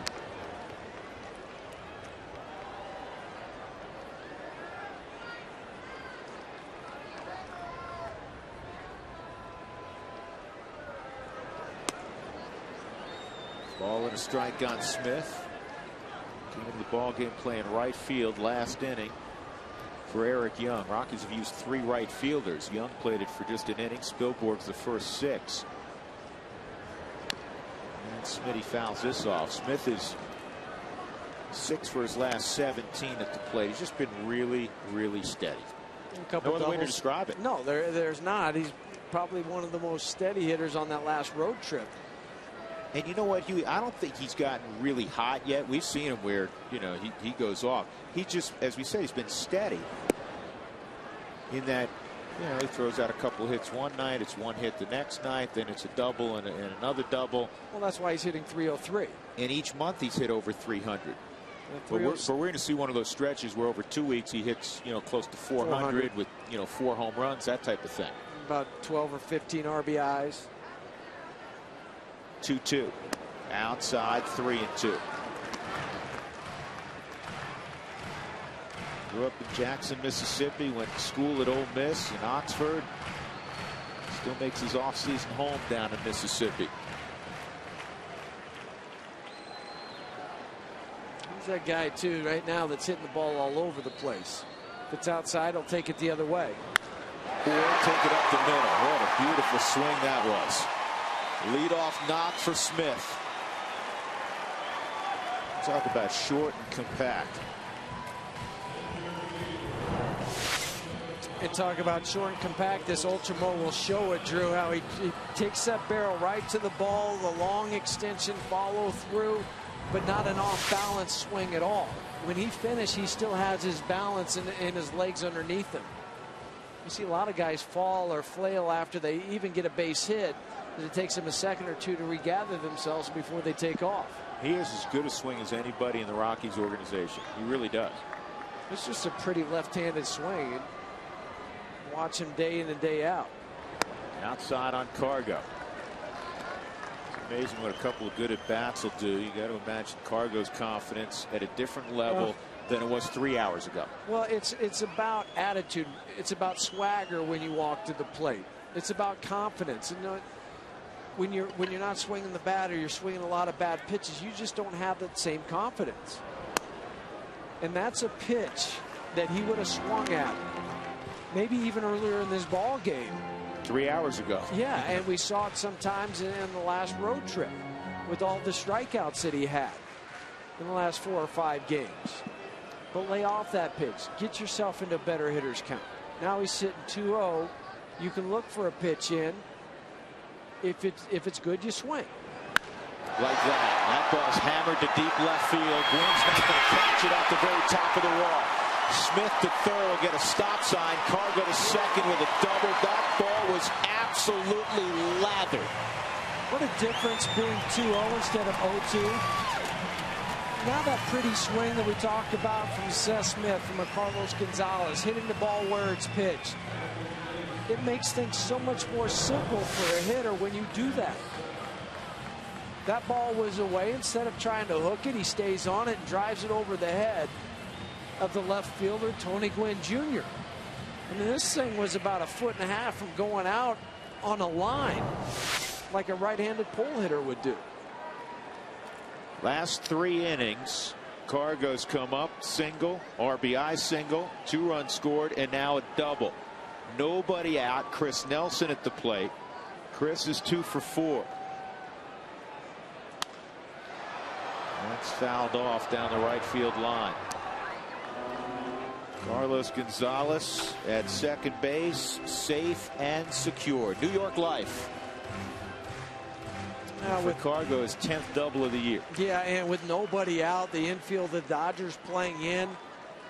See the ball through. Don't go on contact because you still have Todd Helton. You still have Troy Tulowitzki. Don't run yourself into an out at home. This will get the job done. Deep right center field. And the catch made by Ethier. Jogging home with the Rockies' 9th run is Seth Smith. Cargo goes to third. And Chris Nelson has driven in his first run of 2011. Nice AB from Nelson. And now a 2-run cushion in the 9th for Houston Street. Professional AB, Drew. Chris Nelson hits the ball to right field. Sac fly deep enough to score the run, but also to get Carlos Gonzalez over to third base and to expand that lead and an opportunity to even tack on one more run. They say forget it, we're just going to go ahead and intentionally walk Todd Helton. Now with Todd getting intentionally passed, in the last 24 hours Helton has come to the plate 10 times and reached 9. He popped out his first at bat tonight. He singled in the 4th. He walked in the 6th. He walked in the 7th with the bases loaded to force in a run. And now the intentional pass. Yesterday 4 for 4 and a walk. Now I'm also thinking, well, will they go ahead and intentionally walk Troy Tulowitzki too? I mean, you're already down by 2 runs. I don't think you can do that because now you push another run to scoring position. I just don't think you can do that. You're going to go right on right, and hopefully, you know, from Don Mattingly's perspective, get a ground ball here. But you still have to play the infield at a depth in, I would think, a little bit, because you've got to try to cut off that run at home. You play a double play depth, don't you, up the middle and even on the corners? But that goes back to my point, where do you go ahead and intentionally walk him then? So Don's not going to play it that way. I understand your point of view, and that's the beauty of baseball, trying to figure out what would you do if you were managing. And there is no right answer. No, there's no book. No, this is popped up in the infield. Cargo's going to tag. Uribe makes a catch, and that's one of those ones you tag just in case it's an awkward catch. And we've seen that happen where a guy's able to tag on a ball that's not that far away. But I still would have liked to see him tag and take about 4 or 5 hard steps, because Casey Blake, they're not going to throw behind him. Then maybe Uribe tries to airmail it all the way home. It skips by, allow Todd maybe to get to second base. Agreed. Ty Wigginton up there. Rockies ahead 9-7.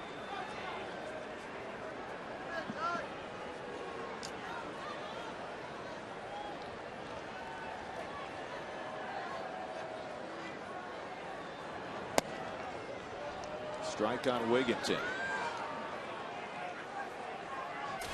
Street will have the high-paid portion of the order. Blake, Ethier, and Kemp. That's why you'd like to get that one more run to give Houston a little bit more cushion.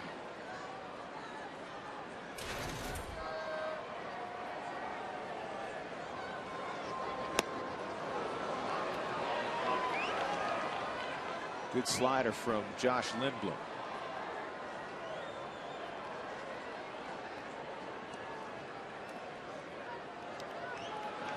Rockies, when they came up in the 6th inning, Huey had 2 hits, and the only other base runner was a leadoff walk to Wigginton in the 2nd inning. They had nothing going. And nobody had reached second base. Yeah, nobody had reached second. You're right.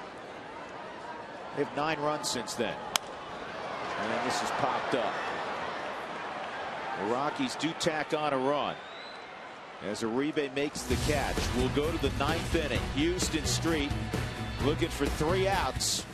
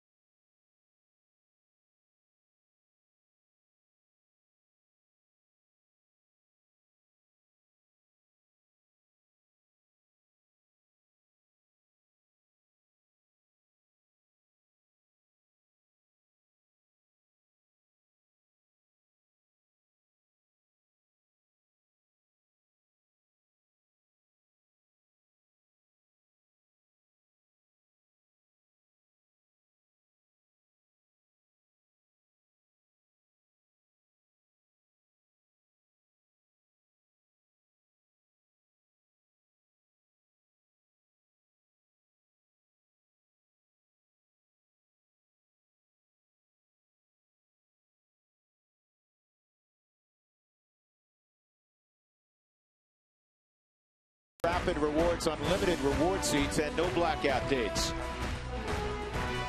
It has been a wild ride tonight, but everybody's got a smile on their face right now. Rockies need 3 more outs, and they'll have themselves a victory in game 1 of a 10-game homestand. For more on what will come after the ball game, here's Tom Helmer. Hey, Tom. Drew, it's alive. It's alive. The magic of Coors Field. Rockies overcome a 4-run deficit. Now they just got to hang on, like you said, for 3 more outs. You've heard of a 2x4? How about a 4x2? Troy Tulowitzki drives in 4 runs in tonight's ball game. And after the ball game, as always, we'll get you down into the clubhouse here what the Rockies have to say about this ball game. Drew?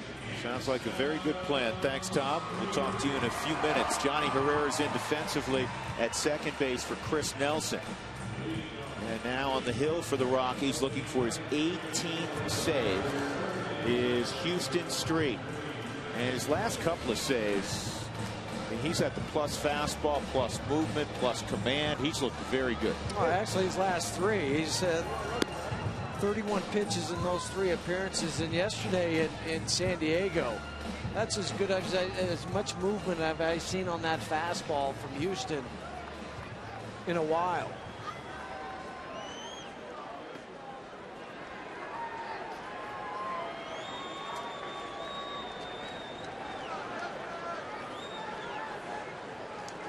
So the Austin native, Houston Street, ready to go against the native of Iowa, Casey Blake. And the first pitch misses, ball 1.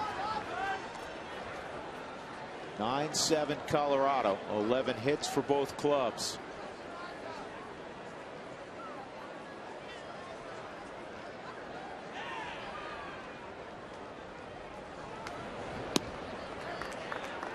And that's wide of the plate as well. 2-0. Blake is 1 for 4 in the ball game. He's got an RBI. He scored a pair of runs. You just don't want anybody on when Matt Kemp comes up.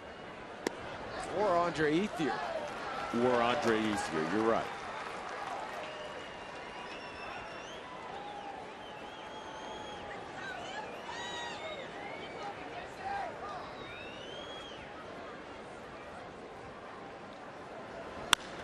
Sharply hit. Tulowitzki, can he throw him out? No problem.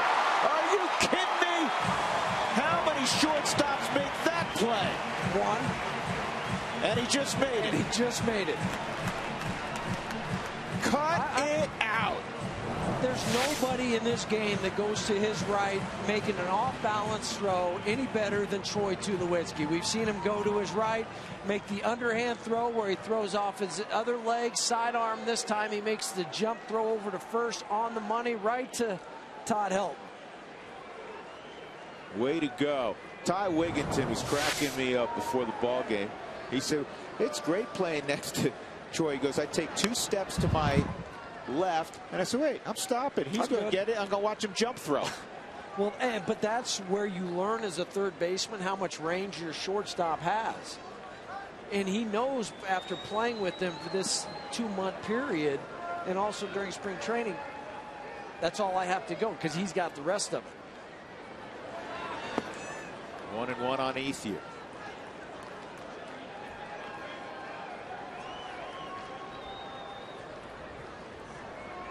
What a phenomenal play. And it wasn't even close. No, and the other thing that really is the accuracy on the throws, no matter which arm angle it is. His arm strength, as we have said for several years now, is off the charts. And his accuracy, it's not just arm strength. There's some guys who can throw in this game. They're not always sure where it's going, though. No, they throw it 100 miles an hour, but it could be 10 feet off the mark. Here's the 1-2 on Ethier. This is pulled toward the corner, and it is a fair ball. So Ethier, a 1-out double. And now here comes the tying run in Matt Kemp. Right now, the hottest hitter in the National League.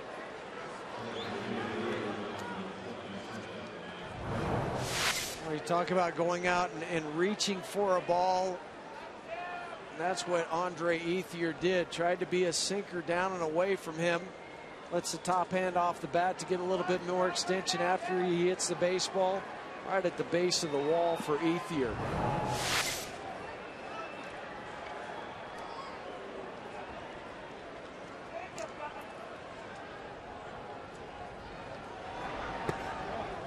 That was a miss. That's a strike.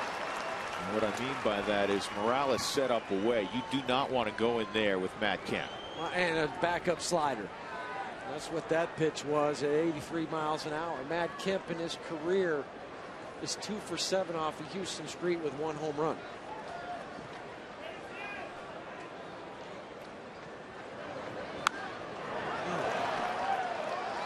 Seems like every swing that Matt Kemp takes, he's right on the baseball.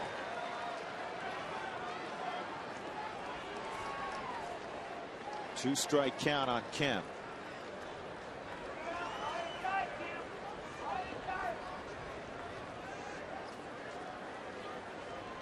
Got a home run, a triple, and a double tonight. He's got 3 RBIs, 3 for 4. The 0-2. Showed him slider away again. He may see that same pitch, just a little bit closer to the strike zone. We just saw a shot just a moment ago of Rod Barajas. You're wondering, why is Rod Barajas not come to the on-deck circle instead of Juan Uribe? Well, he's 6 for 9 in his career with the home run against Houston Street. 1-2, got it! Disappearing slider, and Kemp is gone. What a big out that is. And with Barajas coming up, Bob Apodaca will go and talk to Houston Street. Well, when Houston had to make the money pitch, he did. Took a little bit more off this slider. Goes down, Kemp's out in front.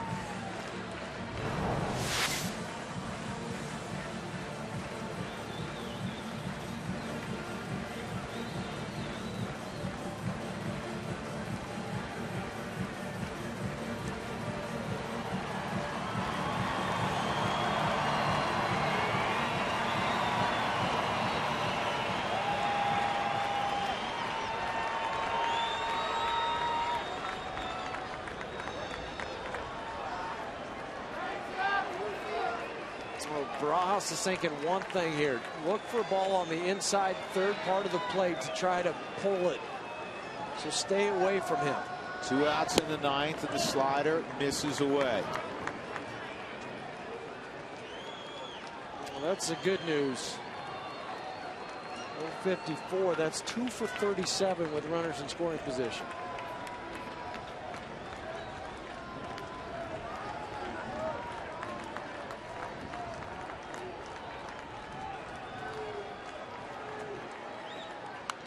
Fouled off. It's 1-1.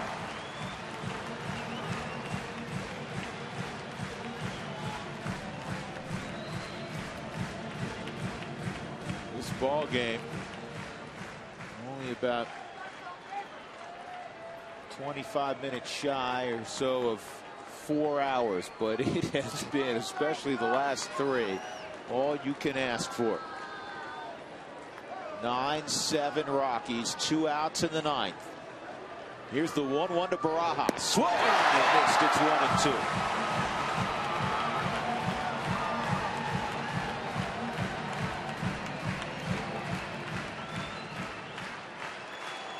He threw the disappearing slider to Matt Kemp, just threw another one to Barajas.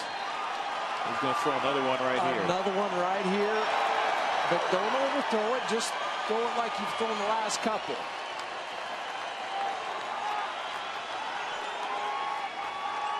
Here's the 1-2. In the air to right field. Easy play for Seth Smith, and the Rockies have won it. 9-7. On a night they were down 4-0 and 7-3 late.